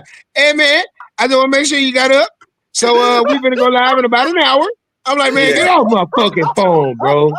But thank you for calling me. Hey Ron, it's so crazy. It's so crazy you said that because that's exactly what I said. I said, look.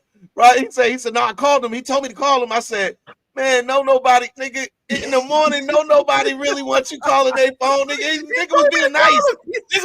No, I get it. But that when you your good sleep and the motherfucker wake you up out your good sleep, man, nigga, I'll say anything to get you off my phone just so I can get back to my good sleep. Yeah, I'll be there. I'll be there.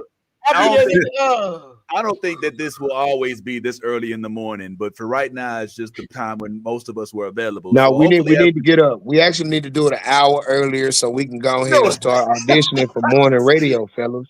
We got to get our morning radio game together. We originally were starting at 8, but then it went to 8:30. Then it was like, all right, well, let's just give them time to 9. So we'll get it situated. But 8 o'clock. I like the 8 o'clock because that's right there at morning time when people are figuring out what to do. But I want to say something to Black Ron real quick. Black Ron, a lot of people don't give you your props. In the last 5 years, I would say 5 to 6 years, dude, you went from regular stand-up comedian, nigga, to world traveling, touring comedian, man. I got to give you props on that, brother. Yeah. And you're wilding out, and we see you on Wilding Out doing your thing, man. And not like the Wilding Out man I was on, where I was just on tour, like actually on the actual show. So that's a big deal as well.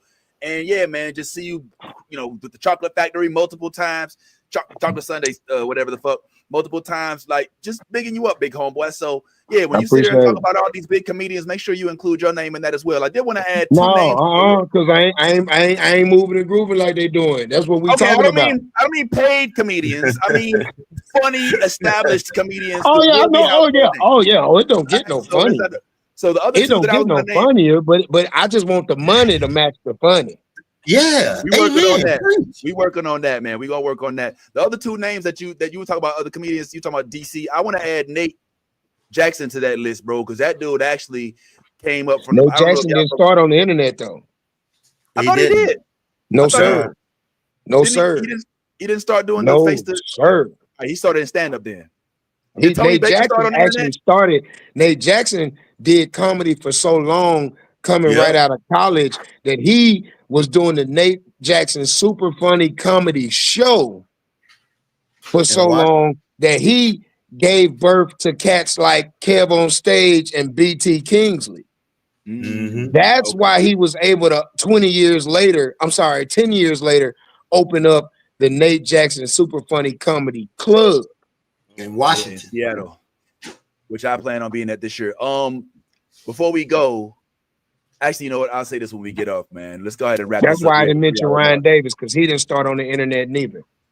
Some of these cats really started on stage, but he blew up online and then brought his stand-up to the forefront. So there's a different story there, but we got a lot to talk about. Listen, we got plenty to talk about here at this comedy sports bar type thing that we're kind of generating here. So we hope anybody who's watching right now live or watching the replay that you pull back on up. We're going to be back next week. And who knows, we may add a day or two once we get this ball rolling. But for the time being, we sincerely appreciate you pulling on up so we can do what we do, talking to you about what we're talking about, which right now is the realm of sports. Shout out to my dog Black Ron for pulling up in a different time zone.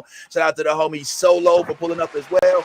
And my dog Bad Ty, as always. We're going to go ahead and keep it cheers. We always do. Y'all make sure y'all pull up next time, which is next Tuesday. First thing early in the morning. Like, share, comment, and pull back up next time. Shout out to the Eagles. They did their thing. And good luck to everybody who's rooting for anybody else. But welcome to the forefront. Baseball season. We will talk next time, bitch. We all